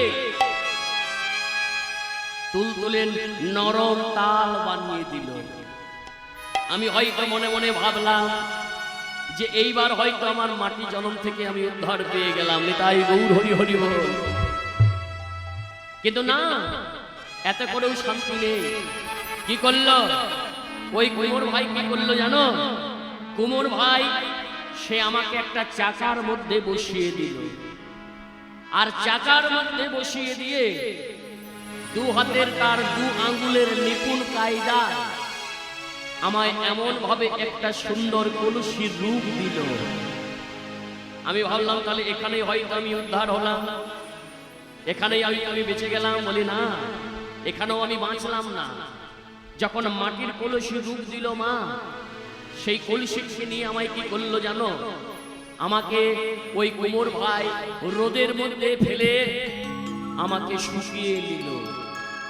দেখলো যখন আমি পুরোপুরি শুকিয়ে গেছি, তখন কি করলো? তখন ওই কুমোর ভাই আমাকে একটা দাও দাও করে জ্বলন্ত পিণ্ডের উপর আমায় রেখে দিল, আগুনের মধ্যে ভরে দিল। এক সময় আমি দগদগে লাল হয়ে পুড়ে ওমা আমাকে বের করে নিয়ে এলো, বের করে নিয়ে এলো। তাহলে ভাবলাম হয়তো এবার আমি মুক্তি পেয়ে গেলাম। বলি না, এখন আমি মুক্তি পাইনি। কি করলো জানেন? ওই কুমোর ভাই আমাকে কি করলো? তার ঝুড়িতে করে সাজিয়ে আমায় বাজারে নিয়ে এলো বিক্রি করার জন্য। কতজন এলো, কতজন গেল, কারোর পছন্দ হলো না আমার। সবাই এলো, দেখলো, নেড়ে চেড়ে বাজিয়ে দেখে চলে গেল, কেউ আমাকে নিল না। আমি ভাবলাম একই হলো আমার। বাজারে যখন একজন দুজন করে আসছে যাচ্ছে চলে যাচ্ছে, তখন ওই মাটির কলসিটি মনে মনে ভাবছে তাহলে হয়তো বাজারে এবার আমার কদর এসেছে, নিশ্চয়ই আমার কদর এসেছে, তাহলে এতজন আসলে যাবে কেন? এমন সময় দুঃখী তোমার গুরুদেব, যার নাম হলো হৃদয় চৈতন্য প্রভু, এই হৃদয় চৈতন্য প্রভু একদিন আমার কাছে এলো। আমার কাছে এসে ওই কলসিটিকে হাতে তুলে নিজে ঠুকিয়ে দেখে নিল আমি কোথাও ফাটা আছি কিনা। দেখবেন মাটির কলসি, মাটির হাড়ি যারা কেনে তারা বাজিয়ে দেখে নেয়। কেন না, যদি কোথাও ফাটা ছিদ্র থাকে। তাই আমাকে হাত দিয়ে বাজিয়ে দেখে নিল তোমার গুরুদেব আমি ভালো কি খারাপ আছি। দেখলো না, ঠিক আছে। সেই মাটির কলসিটি কিছু টাকার বিনিময়ে ওই কুমোর ভাইয়ের কাছ থেকে আমায় কিনে নিয়ে আমায় নিয়ে এলো তোমার গুরুদেবের এই আশ্রম। তখনও কিন্তু ভাবিনি যে মাটি জনমটা আমার সার্থক হলো। কখন জানলাম যে আমার এই মাটি জনম সার্থক হয়েছে, এই কলসি জনমটা নিয়ে আমার সার্থক হয়েছে। কখন জানলাম? যখন তোমার গুরুদেব আমাকে ওই কৃষ্ণ সেবার জন্য গঙ্গায় জল আনতে আমায় পাঠিয়েছে। নিতাই গৌর হরি হরি বল। তাহলে আমি কৃষ্ণ সেবার অধিকারী হয়েছি। তোমার ধৈর্য নেই, তুমি কৃষ্ণ সেবা করতে পারবে না, তুমি চলে যাও। কিন্তু আমায় তুমি ভেঙে ফেলেছো কেন? না, আমায় তুমি ভেঙে ফেলতে পারো না। কৃষ্ণ সেবা হলো বড় ধৈর্যের পরীক্ষা গো মা। অতি সহজে কৃষ্ণ সেবা হয় না। কৃষ্ণ সেবা করতে গেলে ধৈর্য ধরে কৃষ্ণ সেবা করতে হয়। তাই কি হলো? যেই নাম মাটির কলসিতে চাপিয়ে দিয়েছে ওই দুঃখীর মাথার উপর, দুঃখী চলে যায় সরাসরি গঙ্গায় জল আনতে। প্রতিদিন জল নিয়ে এসে কৃষ্ণের তুলসী বনে ঢালে। এইভাবে দুঃখীর হয় কৃষ্ণ সেবা। একদিন জল আনতে আনতে কি হলো জানেন মায়েরা? ওই দুঃখীর মাথার উপর দগদগে ঘা হয়ে গেল। যেই না দগদগে ঘা হয়ে গেল, রক্তকুচ, কিবি, পোকা, সেই পোকাগুলো ঝরে ঝরে পড়ছে। এমন সময় দুঃখী মনে মনে চিন্তা করছে যে যে আমি যদি এই কলসিতে করে জল না নিয়ে যাই তাহলে তো কৃষ্ণ সেবা হবে না, কৃষ্ণ সেবা থেকে আমি বঞ্চিত হব। কি করলেন দুঃখী? নিজে ওই মাথার মধ্যে একটা পাগড়ি বেঁধে নিলেন, আর পাগড়ি বেঁধে ওই সুরধনী গঙ্গা থেকে মাটির হাঁড়িতে করে কলসিতে করে জল এনে ঢালছে। একদিন গুরুদেবের নজরে পড়ল। গুরুদেব দেখলো যে দুঃখী মাথায় পাগড়ি বেঁধে জল আনছে। দুঃখীকে ডেকে বলছে, এই দুঃখী, এই দুঃখী, মাথায় পাগড়ি কেন বেঁধেছিস? বল, পাগড়ি কেন বেঁধেছিস মাথায়? এত সুখে কৃষ্ণ ভজন হয় না, খোল বলছি, খোল পাগড়ি, খোল। গুরুদেব, গুরুদেব, আপনি আমায় পাগড়ি খুলতে বলবেন না।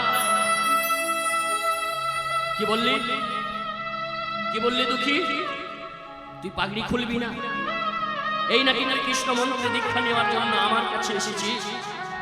এখন থেকে যদি গুরুদেবের কথা লঙ্ঘন করিস, না জানি আরো বড় অবস্থায় তুই কি করবি।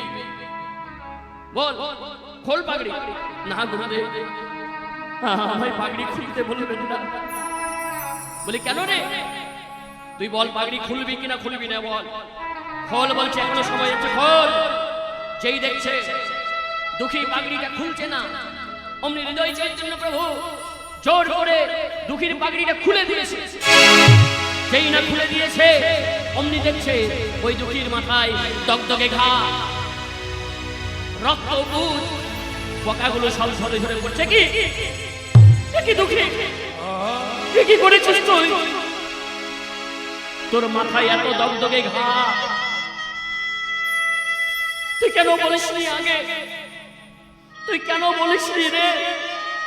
সেই ছোটবেলা থেকে আমার কাছে এসেছিস কৃষ্ণ ভজন করার জন্য, মাকে বাবাকে ছেড়ে আমার কাছে এসেছিস, আমায় কেন বললি না? গুরুদেব, গুরুদেব, আমি যদি আমার এই ভাইয়ের কথা আপনায় জানাতাম, আপনি কি দিতেন? আপনি কি দিতেন আমায় ওই সুরধনী গঙ্গা থেকে জল আনতে? আপনি তো একটা ভালো ডাক্তার দেখিয়ে আমার এই রোগটা সারিয়ে দিতেন। যতদিন না আমার এই মাথার রোগটা ভালো হয়ে যাচ্ছে, ততদিন আমি কি করতাম? ততদিন আমি কি করতাম জানেন গুরুদেব? যেনই আমি কৃষ্ণ সেবা হতে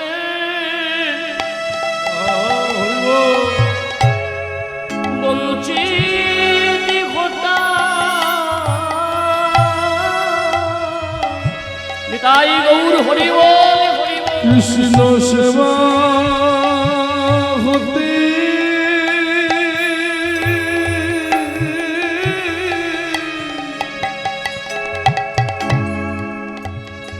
আমি বলছি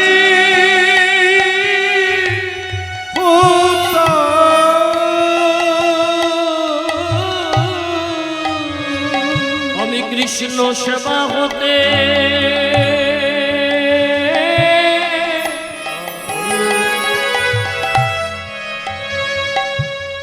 ওগো বলছি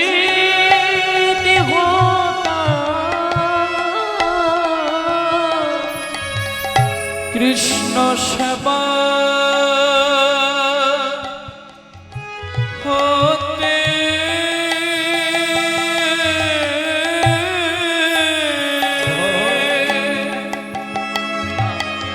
আমি বঞ্চিত হতাম।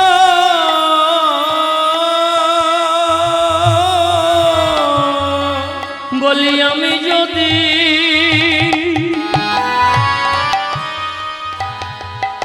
ওগো জল আনিতাম,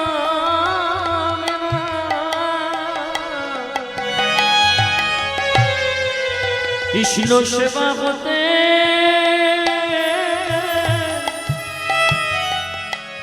বঞ্চিত হতাম।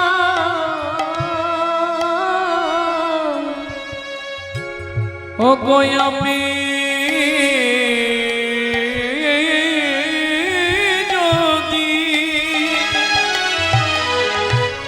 জন্ম নিতাম না,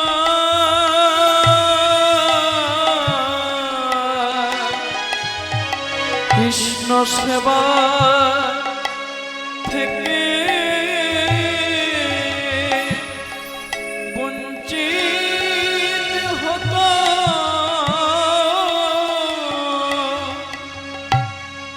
যেই না দেখলো যে দুঃখীর এই কৃষ্ণ সেবার ভাব, দুঃখীকে ডেকে বলছে, ওরে দুঃখী রে, তুই তো স্বয়ং কৃষ্ণ সেবার অধিকারী হয়ে জন্ম নিয়েছিস, কারণ তুই হলি স্বয়ং ভোলানাথ।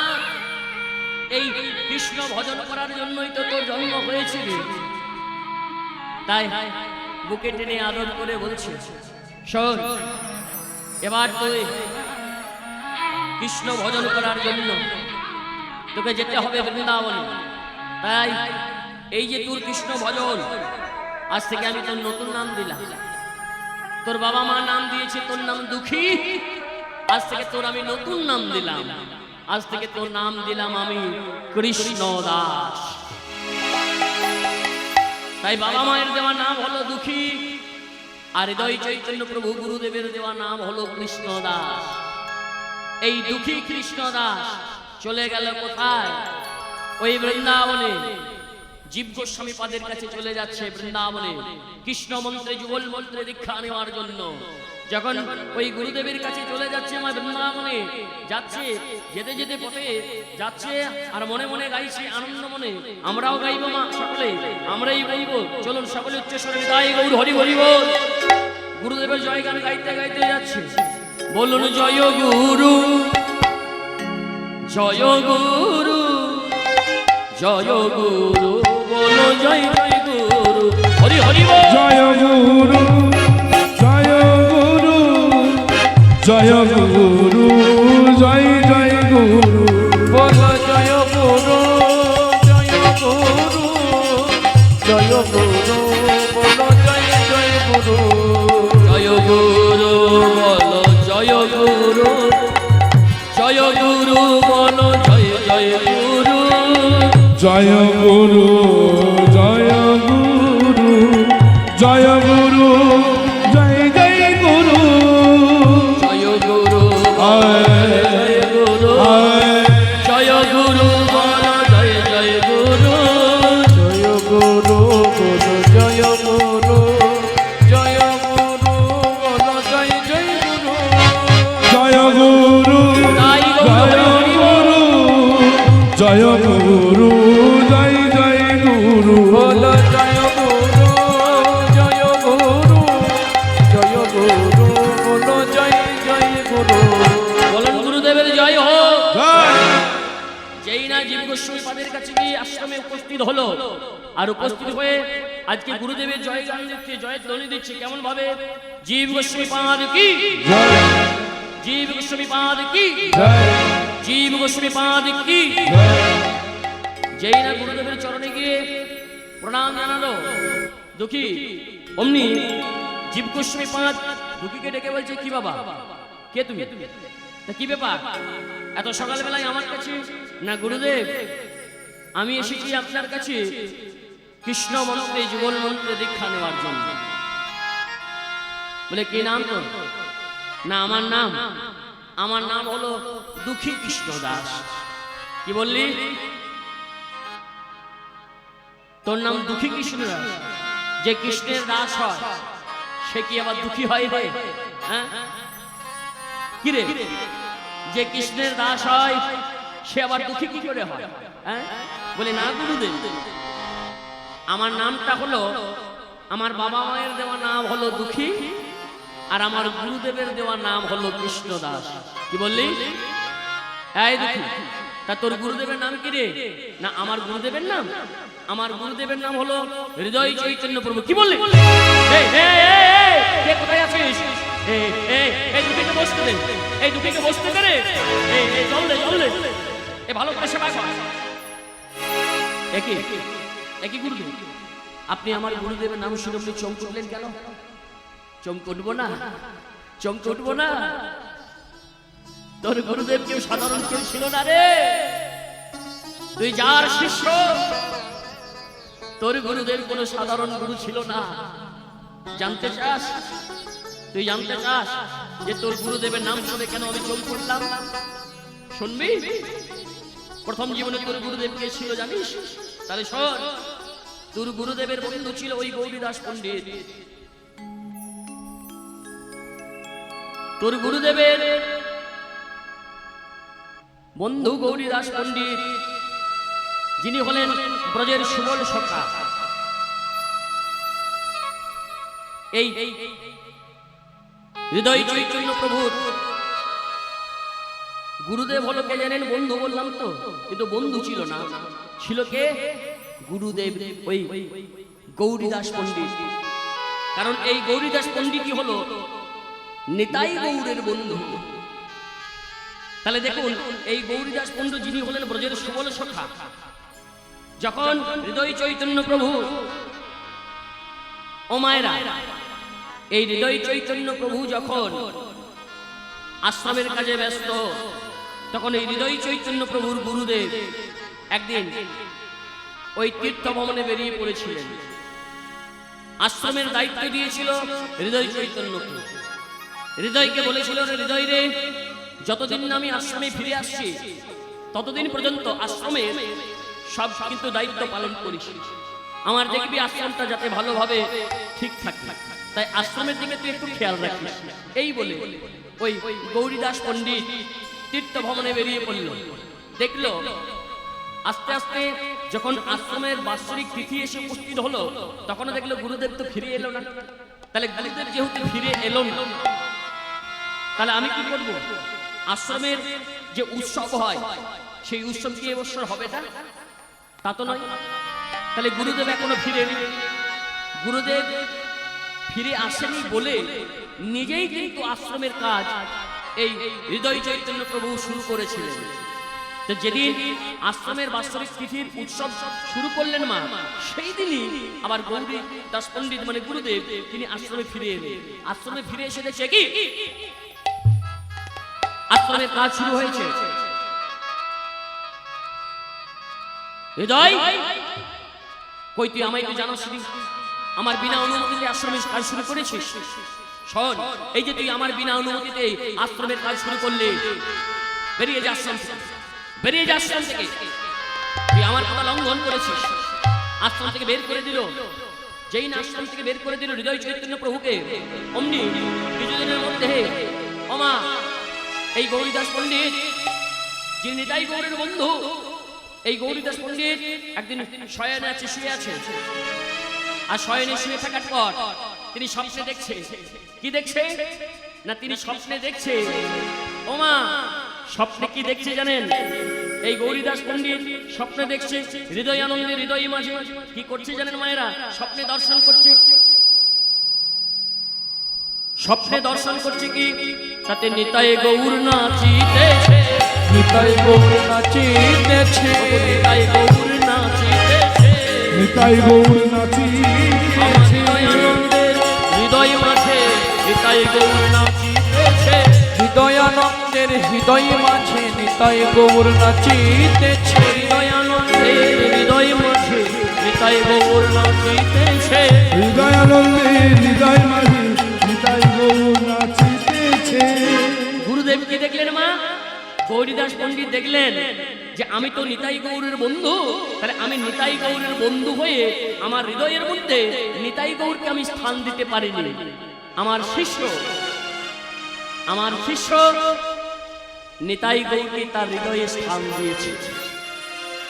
তাই বলি, ওরে ওরে হৃদয় রে, তোর নাম হৃদয় চৈতন্য নয়, আজ থেকে আমি তোর নতুন নাম দিলাম।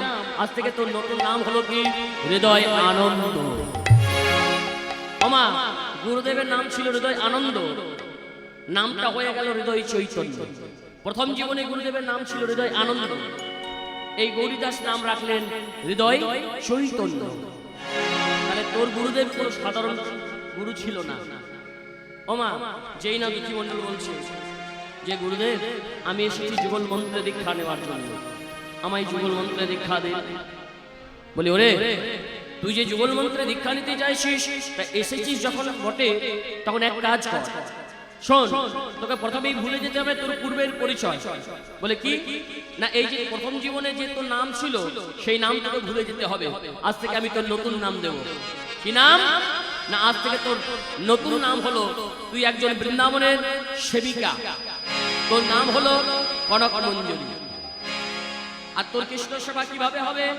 তাই গুরুদেব জীব গোস্বামী পাদ একটা ঝাঁটা তুলে দিলেন ওই দুঃখীর হাতে। আর ঝাঁটাটা তুলে দিয়ে বলছে, এই হলো তোর এই বৃন্দাবনের কুঞ্জ মন্দির ঝাঁট দিয়ে সারা পরিষ্কার করা, এটাই হলো তোর কৃষ্ণ সেবা। যেই না হাতে ওই ঝাঁটাটি তুলে দিলেন মা, আর ঝাঁটাটি তুলে দিয়ে অমনি ঝাঁটাটিকে হাতে নিয়ে কৃষ্ণদাস দুঃখী বলছে, ওরে ঝাঁটা রে, ওরে তুই এমন ভাগ্যবতী রে ঝাঁটা,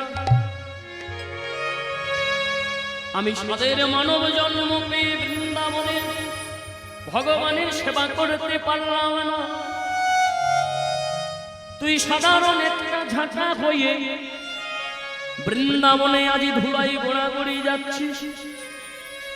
তাই ওরে ঝাঁটা রে, আমার হয়ে তুই বৃন্দাবনে একটু জানিয়ে দিস প্রভুর কাছে, যেন তোর মতোই আমার ওরে ঝাঁটা হয়ে জনমে হয় রে। তাই গৌর হরি হরি বল। ঝাঁটা হয়ে জনম হয় রে, যেন ঝাঁটা হয়ে জনমে হয় রে। ঝাঁটা হয়ে জনম হইলে যেন আমি ধুলাই গোড়াগড়ি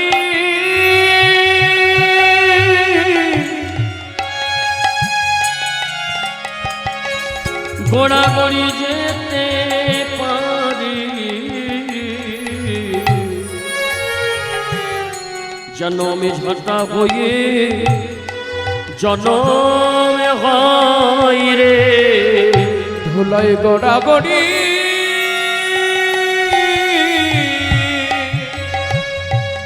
যেতে পারি,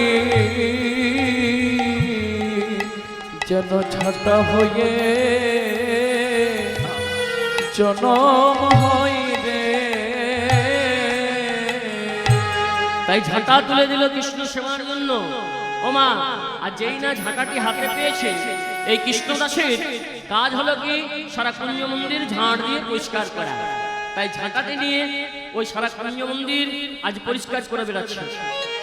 আর যেই না পরিষ্কার করে বেড়াচ্ছে মা, কেমন ভাবে পরিষ্কার করছে? হাতে নিয়েছি ঝাঁটা, আর ঝাঁটা নিয়ে পরিষ্কার করছে কেমন ভাবে?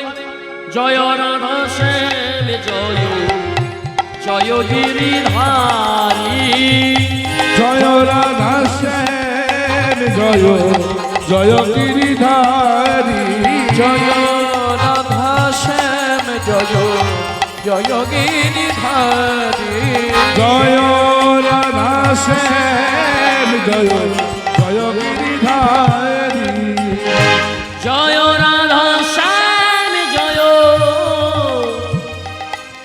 জয় গিরিধারী, জয় রাধা শ্যাম জয়, জয় গিরিধারী, জয় রাধা শ্যাম জয়, জয় গিরিধারী, জয় রাধা শ্যাম জয়, জয় গিরিধারী, জয় রাধা শ্যাম ধ্বনি ধ্বনি, জয় গিরিধারী, জয় রাধা শ্যাম জয়, জয় গিরিধারী, জয় রাধা শ্যাম জয়, জয় গিরিধারী। যেই না ঝাঁট দিয়ে সারা কুঞ্জ মন্দির পরিষ্কার করছে মা, এবার ঝাঁট দিতে দিতে দেখছি কি সোনা চকচক করছে। আর ঝাঁটার মধ্যে ওমা একটা দেখছি সোনার নুপুরে পড়ে আছে। আর যেই নাই আমার ঝাঁটাটি নুপুরে স্পর্শ লেগেছে, সঙ্গে সঙ্গে ঝাঁটাটাই আমার সোনা হয়ে গেছে। যেই না ঝাঁটাটা সোনা হয়ে গেল, নুপুরটি হাতে নিয়েছে, দেখছে সাধারণ কোনো নুপুর নয়। হ্যাঁ, এ যদি সাধারণ কোনো নুপুর হতো তাহলে ঝাঁটা তো সোনা হতো না। হ্যাঁ, তাই নুপুরটিকে হাতে নিয়ে বলছি, ওরে নুপুর রে, ওরে নুপুর রে, আমার মনে হয় তুই কোনো সাধারণ নুপুর নোস। আজকে যখন আমি তোকে পেয়েছি, আজ আমাকে জানতে হবে এই নুপুর এলো কোথা থেকে। ওমা, এই নুপুরটা কার গো মায়েরা? স্বয়ং রাধারানী। কারণ এই কুঞ্জ মন্দিরে স্বয়ং রাধা গোবিন্দ আমার লীলা বিলাস করতেন। হ্যাঁ, সারা রাত ধরে লীলা বিলাস করতে করতে ওই কুঞ্জ মন্দিরে রাধার চরণের নুপুরটা খোলে খোলে খসে পড়েছে। সেই নুপুরটা যখন ওই বাবাজি মানে কুড়িয়ে পেয়েছে কনক মঞ্জুরি, আর কুড়িয়ে পেয়ে যেই না হাত দিয়েছে, হাত দেওয়ার পর কি হয়েছে, সারা শরীরে যেন হাত যেন কাঁপছে। কেন কাঁপছে বলুন মায়েরা? কেন কাঁপছে জানেন? মনে করেন আপনার 50 কেজি বোঝা হওয়ার ক্ষমতা নেই, আর আপনার মাথায় যদি 1 কুইন্টাল বোঝা চাপিয়ে দেওয়া হয়, তাহলে আপনি পারবেন? আপনি পারবেন না। তেমনি এত এত বড় বড় ভক্তের ব্যবহৃত দ্রব্য, তাতে আবার ভক্তি মেশানো আছে। রাধার নূপুর হাতে নিয়ে, সেই নূপুরটা যখন হাতে নিয়েছি, কৃষ্ণদাসের সারা শরীরই কাঁপছে। আজ কৃষ্ণদাসের অষ্টসাত্ত্বিক ভাবে উদয় হয়েছে। তাই কৃষ্ণদাস মনে মনে চিন্তা করছে যে কোনো সাধারণ নূপুর নয়, তবে কেউ যদি এই নূপুরের উপযুক্ত প্রমাণ দেয়, আর প্রমাণ দিলে আমি এই নূপুর কিন্তু তাকে ফিরিয়ে দেব। কারণ আমি বৃন্দাবনে কৃষ্ণ সেবার জন্য এসেছি, আমি তো কোনোদিন মিথ্যে বলতে পারবো না।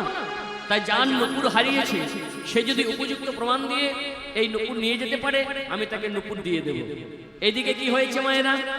রাধারানী আমার এই কুঞ্জ মন্দিরে লীলা বিলাস করার পর যখন বাড়ি ফিরে এসেছে, ললিতাকে বলছি, ওরে ললিতা রে, ললিতা রে, ওরে দেখ দেখ, চেয়ে দেখ আমার পায়ের দিকে রে। আমার এক চরণে আছে নূপুর, কিন্তু আরেক চরণে নূপুর নাই। নুপুর নাই। তবে কি জানিস ললিতাই, আমার নূপুরটা মনে হয় ওই কুঞ্জ মন্দিরে পড়েছে। কারণ আমি তো কুঞ্জ মন্দিরে থেকে ঘরে এসেছি ফিরে, তাই আমার মন বলছে আমার নূপুর পড়েছি ওই কুঞ্জ মন্দিরে। এই ললিতা, জানা জানা একবার ওই কুঞ্জ মন্দিরে যা, আর কুঞ্জ মন্দিরে গিয়ে দেখাই তো যদি আমার নূপুরটা পড়ে আছে কিনা। ললিতা বলছে, হ্যাঁ রে রায়, তুই যে আমায় যেতে বলছিস, তাই আমি যাব কেমন করে? হ্যাঁ, আমি যদি এইভাবে যাই তাহলে সকলেই তো আমায় চিনে ফেলবে। হ্যাঁ, রাধারানী বলছে, শোন ললিতা, তুই বৃন্দাবনের একজন মেয়ে সেজে সাধারণ চলে যা, সাধারণ মেয়ে সেজে বৃন্দাবনের ওই কুঞ্জ মন্দিরে যা, আর গিয়ে দেখ যদি আমার নূপুরটি পড়ে আছে, তাহলে নূপুরটি তুই নিয়ে আয়। সাধারণ মেয়ে সেজে আমার ললিতা চলে গেলে কোথায়? কুঞ্জ মন্দিরে। আর কুঞ্জ মন্দিরে গিয়ে কি দেখছে? বাবাজি তখন মনের আনন্দে ঝাঁট দিচ্ছে, জয় রাধে শ্যাম জয়, জয় গিরিধারী, জয় রাধে শ্যাম জয়, জয় রাধে গিরি, জয় রাধে শ্যাম জয়, জয় গিরিধারী, জয় রাধা শ্যাম জয়, জয় গিরিধারী। যেই না ঝাঁট দিচ্ছে মনের আনন্দে, সকালবেলা অমনি ললিতা গিয়ে বলছে, ও বাবাজি, बाबाजी, ओ बाबाजी, बोलिए एक नूपुर मिला है क्या? नूपुर? बोलिए एक नूपुर मिला है क्या? बोली नूपुर तो আমি একটি পেয়েছি। বলে নূপুর পেয়েছো? তো যে নূপুরটা তুমি পেয়েছো সেই নূপুরটি আমার।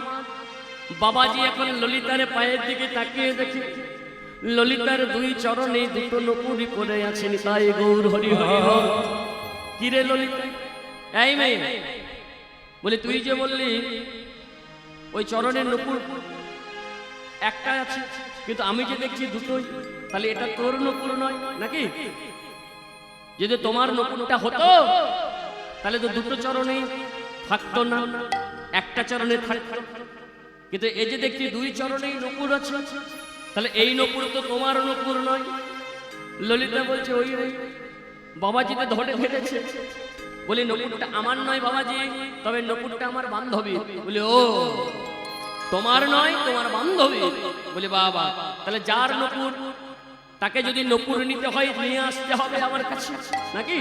তবে তো দেখবো বুঝবো যে নকুরটি কার, তাকে আমায় দেখতে হবে, প্রমাণ দিয়ে যেতে হবে। উপযুক্ত প্রমাণ যদি আমি পাই তাহলে নকুর ফিরিয়ে দেব। ললিতা মনে মনে চিন্তা করছে, বেশ তো জ্বালাই করলাম। হ্যাঁ, আমি ভেবেছিলাম নকুরটা আমি নিয়ে যাব, কিন্তু আমার মনে হয় এই নকুর আমার নিয়ে যাওয়া হবে না। ললিতা কি করলো মা, চলে গেল রাধারানীর কাছে। আর রাধারানীর কাছে গিয়ে বলছে, রাই রে, নকুর কিন্তু কুঞ্জ মন্দিরে পড়েছে বটে, কিন্তু নকুরটি যে পেয়েছে না সে হলো বৃন্দাবনের একজন বাবাজি। ওই বাবাজির কাছে নকুরটি আছে। সে বলেছে উপযুক্ত প্রমাণ দিয়ে দিলে ওই নকুর নাকি ফিরে দেবে। তাহলে তোর নকুর পড়েছে, তোকেই যেতে হবে। বলছে হ্যাঁ রে, তাহলে আমাকে যদি যেতে হয় আমি কিভাবে যাব? বলে কেন কেন? এই যে তুই আমাকে বললি না যে বৃন্দাবনের একজন সাধারণ মেয়ে সেজে যেতে, তুইও বৃন্দাবনের একজন সাধারণ মেয়ে সেজে ওই কুঞ্জ মন্দিরে যাবি। তাই আজকে রাধারানী একজন সাধারণ মেয়ে সেজে ললিতাকে নিয়ে চলে যাচ্ছে কোথায় না ওই কুঞ্জ মন্দিরে। কেমন ভাবে গো মা? ললিতার সঙ্গে করি ওই না চলিলেন বিনোদিনী। নিতাই গৌর হরি বলে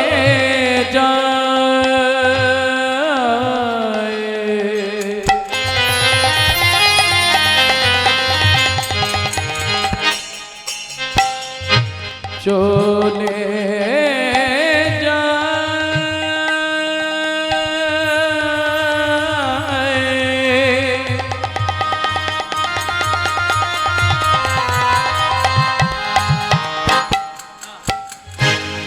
ললিতা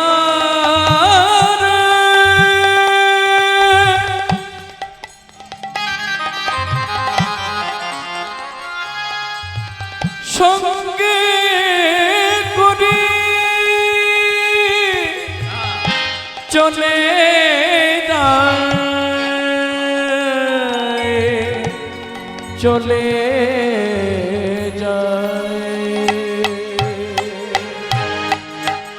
ললিতার সঙ্গে করে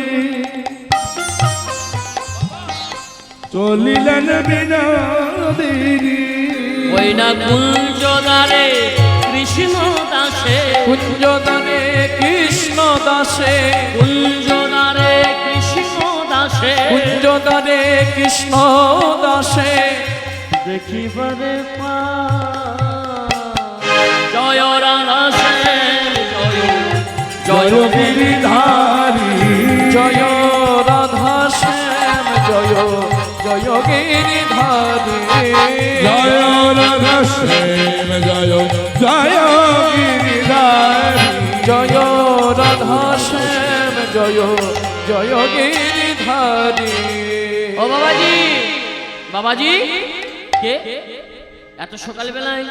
তা আবার কোকিল কণ্ঠ, নারীর কণ্ঠ, একই কে কে আমায় ডাকে বাবাজি বলে? যেই না তাকিয়ে দেখছে একটা সুন্দরী নারী। তা কি কে তুমি মা? কে তুমি মা? বলে আমি বৃন্দাবনের একজন মেয়ে। বৃন্দাবনের মেয়ে? বলে হ্যাঁ। তো বৃন্দাবনের মেয়ে, তা আমার কাছে কি জন্য এসেছো? বলে একটা নকুর পেয়েছো? একটা নকুর? বলে হ্যাঁ নকুর তো পেয়েছি, তবে ওই নকুরটি আমার। বলে তোমার? তাহলে দেখি তোমার যদি নকুর হয় তাহলে দেখি তোমার পায়ে যে নকুরটি আছে সেই নকুরের সঙ্গে আমি মিলিয়ে দেখি। যদি তোমার পায়ের নকুরের সঙ্গে আমার নকুর মিলে যায় তাহলে তোমায় আমি নকুর ফিরে দেব। ও মা, রাধারানী যে পায়ে নকুরটি পড়ে আছে আর কৃষ্ণদাস আমার যে নকুরটি পেয়েছে সেই নকুরের নকশাগুলো আর ওই নপুরের নকশার সঙ্গে যদি মিলে যায় তাহলে জানবো যে নপুরটি তোমার। তাই বলছে ভালো করে মিলাইয়ে দেখি। হ্যাঁ, যেই না বলছে ভালো করে মিলাইয়ে দেখি বলছে, বলে শোনো শোনো, এত করেও হবে না প্রমাণ, আরেকটা জায়গা আছে। যেই না ওই নপুরের সঙ্গে নপুরটা মিলে গেল, মিলে যাওয়ার পর বলছে সাধারণত কোনো নপুর নয়, তাহলে আমাকে একটা ভালো করে জেচে নিতে হবে যে নপুরটি আসলে কার নপুর। তো বলছে যেখানে ওই নপুরটি আমি কুড়িয়ে পেয়েছি সেই জায়গাটা এখন আমি ঝাঁট দিইনি। যার নপুর তার চরণের ছাপটা ওই জায়গায় পড়ে আছে। তাহলে তোমার যদি নপুরি হয় তাহলে তোমার চরণের তলা আর ওই চরণের ছাপটাই আমি মিলাই দেখব। যদি দুটিতেই মিলে যায় তাহলে জানবো তোমার নপুর তোমায় আমি ফিরে দেব। রাধারানী মনে মনে চিন্তা করছে, মা এই ললিতা, এ কি সর্বনাশ রে, যদি বাবাজি একবার আমার চরণের তলা দেখে নেয় না তাহলে তো আমায় চিনতে পেরে যাবে। হ্যাঁ, তাহলে আমায় তো চিনতে পেরে যাবে। তখন ললিতা বলছে শোন শোন, আরে দেখিয়ে দে, দেখতে চাইছে দেখিয়ে দে। বলে হ্যাঁ রে, তুই যে সবসময় বাবাজির হয়ে কথা বলছিস, হ্যাঁ তুই তো সবসময় বাবাজির হয়ে কথা বলছিস, আমি যদি চরণের তলাটা দেখিয়ে দিই তাহলে সব তো চিনে ফেলবে। তখন ললিতা বলছে শোন এই রায়, একটা কথা বলতো, প্রায় 500 বছর ধরে তুই এই কুঞ্জ মন্দিরে লীলা বিলাস করে আসছিস, কোনোদিন তোর পায়ের নপুরটা খসে পড়লো না, আজকে কেন পড়লো জানিস? আজকে কেন পড়লো এই কুঞ্জ মন্দিরে তোর পায়ের নপুরটা কেন পড়লো জানিস? কৃষ্ণদাসকে কৃপা ওরে করবে বলে, কৃষ্ণদাসকে কৃপা করবে বলে, কৃষ্ণদাসকে কৃপা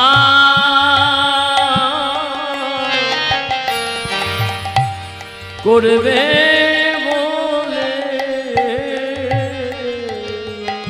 কৃষ্ণ দাস কি কৃপা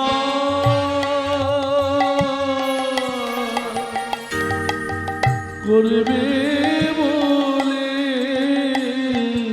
ওগো তাই তো নপুর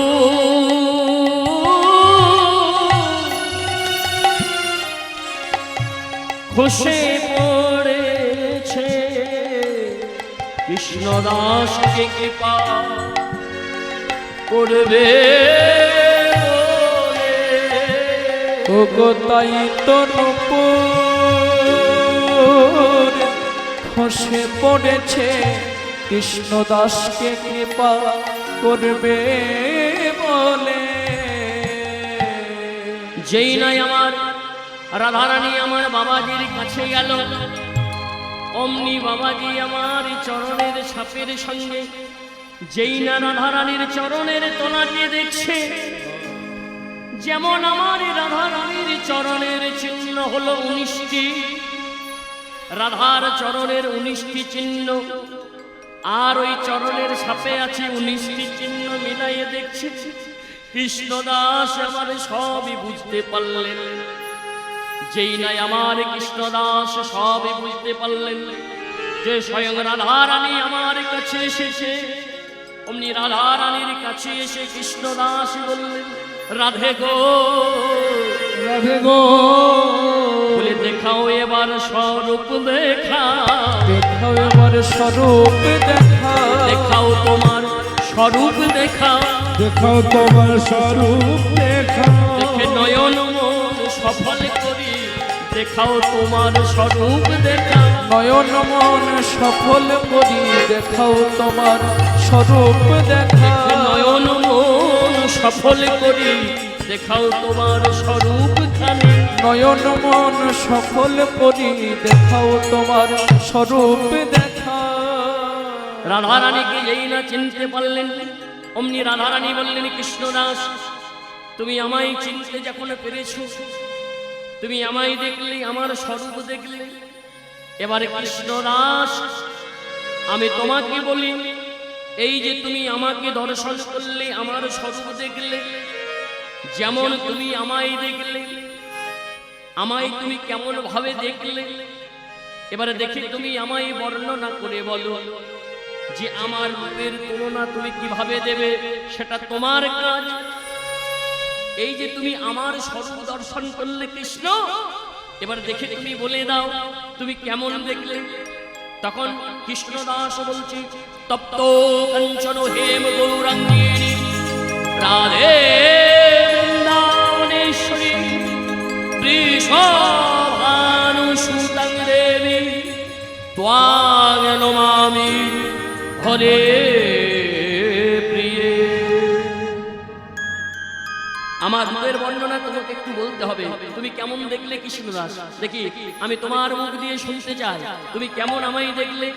তাই আজকে কৃষ্ণদাস রাধারানীর রূপের তুলনা দিচ্ছে, কেমন ভাবে কেমন দেখেছে সেই বর্ণনা দিচ্ছে।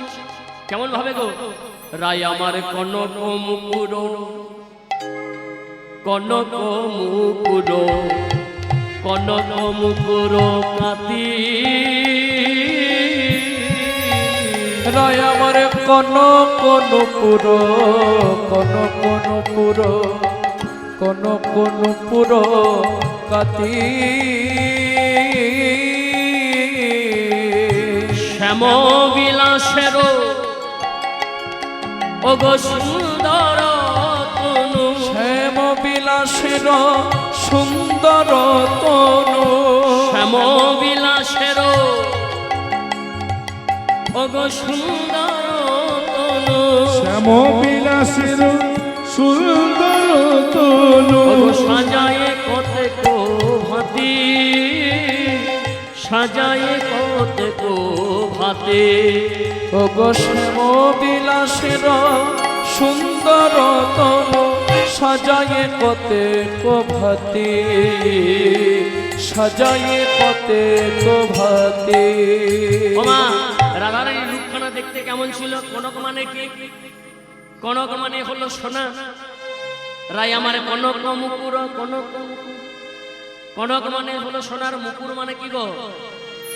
কনক মানে হলো সোনা আর মুকুর মানে হলো আয়না। তাহলে রাধারানীর রূপখানা কেমন ছিল?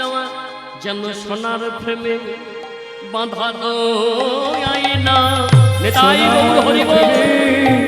বাঁধানো আয়না, সোনার প্রেমে বাঁধানো আয়না, আর প্রেমে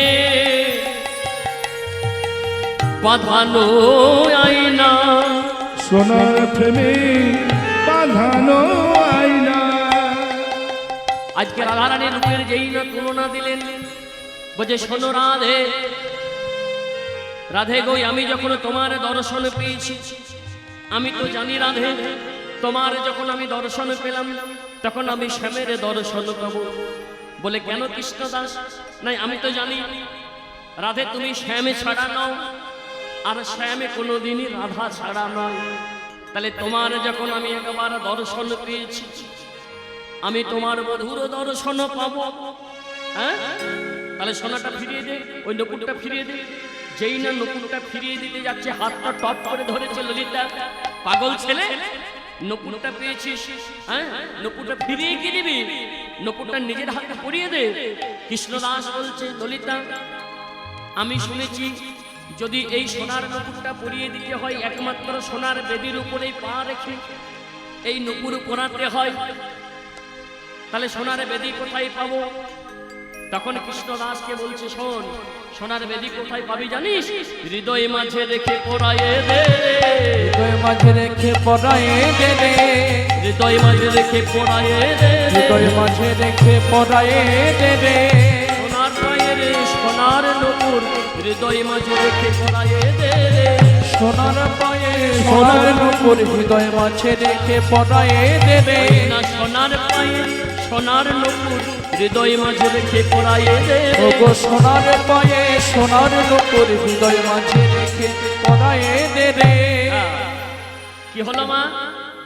যেই নাই আমার সোনার নকুরটি পরাতে যাবে, অমনি রাধারানী বলছে, ওরে কৃষ্ণদাস এই যে তুই আমার কৃপা পেলি, জগতের লোকের কাছে তো তোকে জানতে হবে, জগতের লোকে জানতে হবে তো যে রাধার কৃপা পেয়েছি। তাহলে রাধার কৃপা পেয়েছি যদি জানতে হয় কিভাবে জানবে? এই নুপুরটি নিয়ে রাধারানী আমার যেই নয় কৃষ্ণদাসের কপাল উপরে অমনি কি করেছে নিয়ে গিয়েছে অমনি কি হলো জানেন নুপুর তিলক হয়ে গেল তাই নুপুর হরি তিলক হয়ে গেল নুপুর তিলক হয়ে গেল নুপুর তিলক হয়ে গেল কৃষ্ণদাসের কপাল পরে নুপুর তিলক হয়ে গেল কৃষ্ণদাসের কপাল পরে নুপুর তিলক হয়ে গেল। কি হলো যেই না ওই চরণের নুপুরটা কপাল করে ঠেকিয়ে দিল আজ নুপুরের তিলকই হয়ে গেল। যেই না নুপুরটা যেমন দেখতে হয় মা তেমনি তিলকটা অঙ্কন করা হয়ে গেল। যেই না সকলেই জেনে গেল যে রাধার কৃপা পেয়েছে অমনি রাধার কৃপা পেয়ে আজকে রাধারানী বলছে ওরে কৃষ্ণদাস রে এই যে তুই আমাকে দেখলি আমার স্বরূপ দর্শন করলি আর আমার স্বরূপ দেখার দর্শন করে নুপুরটা আমার পায়ে পরিয়ে দিয়ে যেই না পরিয়ে দিল নুপুরটা আমার মনে আনন্দ হলো আমার বধূর মনেও আনন্দ হলো। হ্যাঁ তাই আজ তোর আমি নাম রাখছি তোর এই যে নাম ছিল আজ আমি নিজে তোর নিজে নাম রাখলাম কি জানিস আজ থেকে তোর নতুন নাম হলো আজ থেকে তোর নতুন নাম হলো প্রভু শ্যামানন্দ নিতাই হরি বল হরি বল যেই না হরি বল। শ্যামানন্দ নাম ধারণ করলো মা সকলেই জেনে গেল আজকে কৃষ্ণদাস রাধার কৃপা পেয়েছে সবাই মেনে নিল সবাই জেনে গেল কিন্তু গুরুদেব জানলো না হৃদয় চৈতন্য প্রভু মেনে নিল না। একজন ওই গুরুদেবের কাছে গিয়ে বলছে শোনুন গুরুদেব তোমার ওই উপযুক্ত শিষ্য কৃষ্ণদাস সে নাকি নতুন একটা কি উদ্ভট তিলক অঙ্কন করেছে তোমার তিলকটা মুছে দিয়ে যেই না ওই গুরুদেব কৃষ্ণদাসের কাছে এলো আর কৃষ্ণদাসের কাছে এসে বলছে এই দেখি কৃষ্ণদাস এ তুই কেমন তিলক অঙ্কন করেছো এই তিলকটা মুছো না আমি তিলক মুছবো না কি বললে মুছবে না গুরুদেব কি করলাম জোর করে একটা বস্ত্র দিয়ে যেই না তিলকটা মুছতে যাবে যতই মুছে তিলক উজ্জ্বলে হয় গো যত মুছে তিলক উজ্জ্বল হয় গো যতই মুছে উজ্জ্বলে হয় গো যত মুছে তিলক উজ্জ্বল হয় গো রাধারানীর কৃপার তিলক যতই মুছে উজ্জ্বল হয় গো রাধারানীর কৃপার তিলক যতই মুছে উজ্জ্বল হয় গো রাধারানীর কৃপা তিলক যতই মুছে উজ্জ্বল হয় গো রাধারানী পাইছিল যত মুছে উজ্জ্বল হইব মাগো আমাদের মতো কোনো কেমিক্যাল দিয়া হ্যাঁ তিলক বটে কি মা যে সহজে হাত দিলেই মুছা যাবে স্বয়ং রাধারানীর কৃপা পাত্র তিলক অত সহজে উঠবে না মা যেই না তিলকটা উঠতে পারলো না ও মা কি করলো গুরুদেব হৃদয় চৈতন্য ওই শিষ্যের পিঠের উপরে বেত্রাঘাত করতে লাগলো তিলক মোচ তিলক মোচ তিলক মোচ বললে হবে কি মা তিলক মোছা যাবে না স্বয়ং রাধারানীর কৃপার তিলক অঙ্কন আছে হ্যাঁ তার আশীর্বাদ আছে মা তো যেই না ওই কৃষ্ণদাসের পিঠের উপরে বেত্রাঘাত করলো আর বেত্রাঘাত করে যখন আমার গুরুদেব সেখান থেকে চলে এসে রাত্রিবেলায় শয়নে আছে গুরুদেব স্বপ্নের মধ্যে দেখছে কি গুরুদেব স্বপ্নের মধ্যে দেখছে নিতাই গৌর এসেছে কারণ এতদিন এই হৃদয় আনন্দের হৃদয় চৈতন্যের হৃদয়ে নিতাই গৌর বাসা বেঁধেছিল মা হ্যাঁ আজ বলছে গুরুদেব আজ আমরা তোমার কাছে থাকবো না কেন থাকবো না এই দেখো আমাদের পিঠের দিকে তাকিয়ে দেখো স্বয়ং নিতাই গৌরের পিঠের মধ্যে ওই কৃষ্ণদাসকে যত বেত্রাঘাত করেছে কৃষ্ণদাসের পিঠের উপরে লাগেনি সেই বেত্রাঘাত গুলো স্বয়ং নিতাই গৌরের পিঠের উপরে লেগেছে তাই গৌর হরি বল হরি বল হরি বল। তাই বলছে আর আমরা তোমার কাছে থাকবো না কেন থাকবো না তুমি যাকে সাধারণ শিষ্য মনে করেছো সে তো সাধারণ নয় স্বয়ং রাধারানীর কৃপা পেয়েছে যেই না জানলো স্বয়ং রাধারানীর কৃপা পেয়েছে ছুটতে ছুটতে এলো গুরুদেব হৃদয় চৈতন্য প্রভু এসে কৃষ্ণদাসকে বলছে রে কৃষ্ণ রে জগতে প্রমাণ করে দিলি তুই আমার উপযুক্ত শিষ্য হয়ে তুই স্বয়ং রাধার কৃপা পেয়েছিস জগৎ মাঝে জগৎবাসী সবাই জানলো আজ থেকে তোর নতুন নামে হলো প্রভু শ্যামানন্দ একদিকে হৃদয় চৈতন্য প্রভু একদিকে জীব গোস্বামী পা আর মধ্যখানে দাঁড়ালেন আমার প্রভু শ্যামানন্দ শ্যামানন্দ এইখানে ভক্তের সঙ্গে ভগবানের মিলন হইল মিলন হইল প্রেমানন্দে ভক্তগণে সবে হরি হরি হরি বল। হরি বল নেতাই গৌরী হরি বল নিত্যানন্দ বল অদ্বৈত বল শ্রীবাস গদাধর বল হরি বল হরি বল হরি বল হরি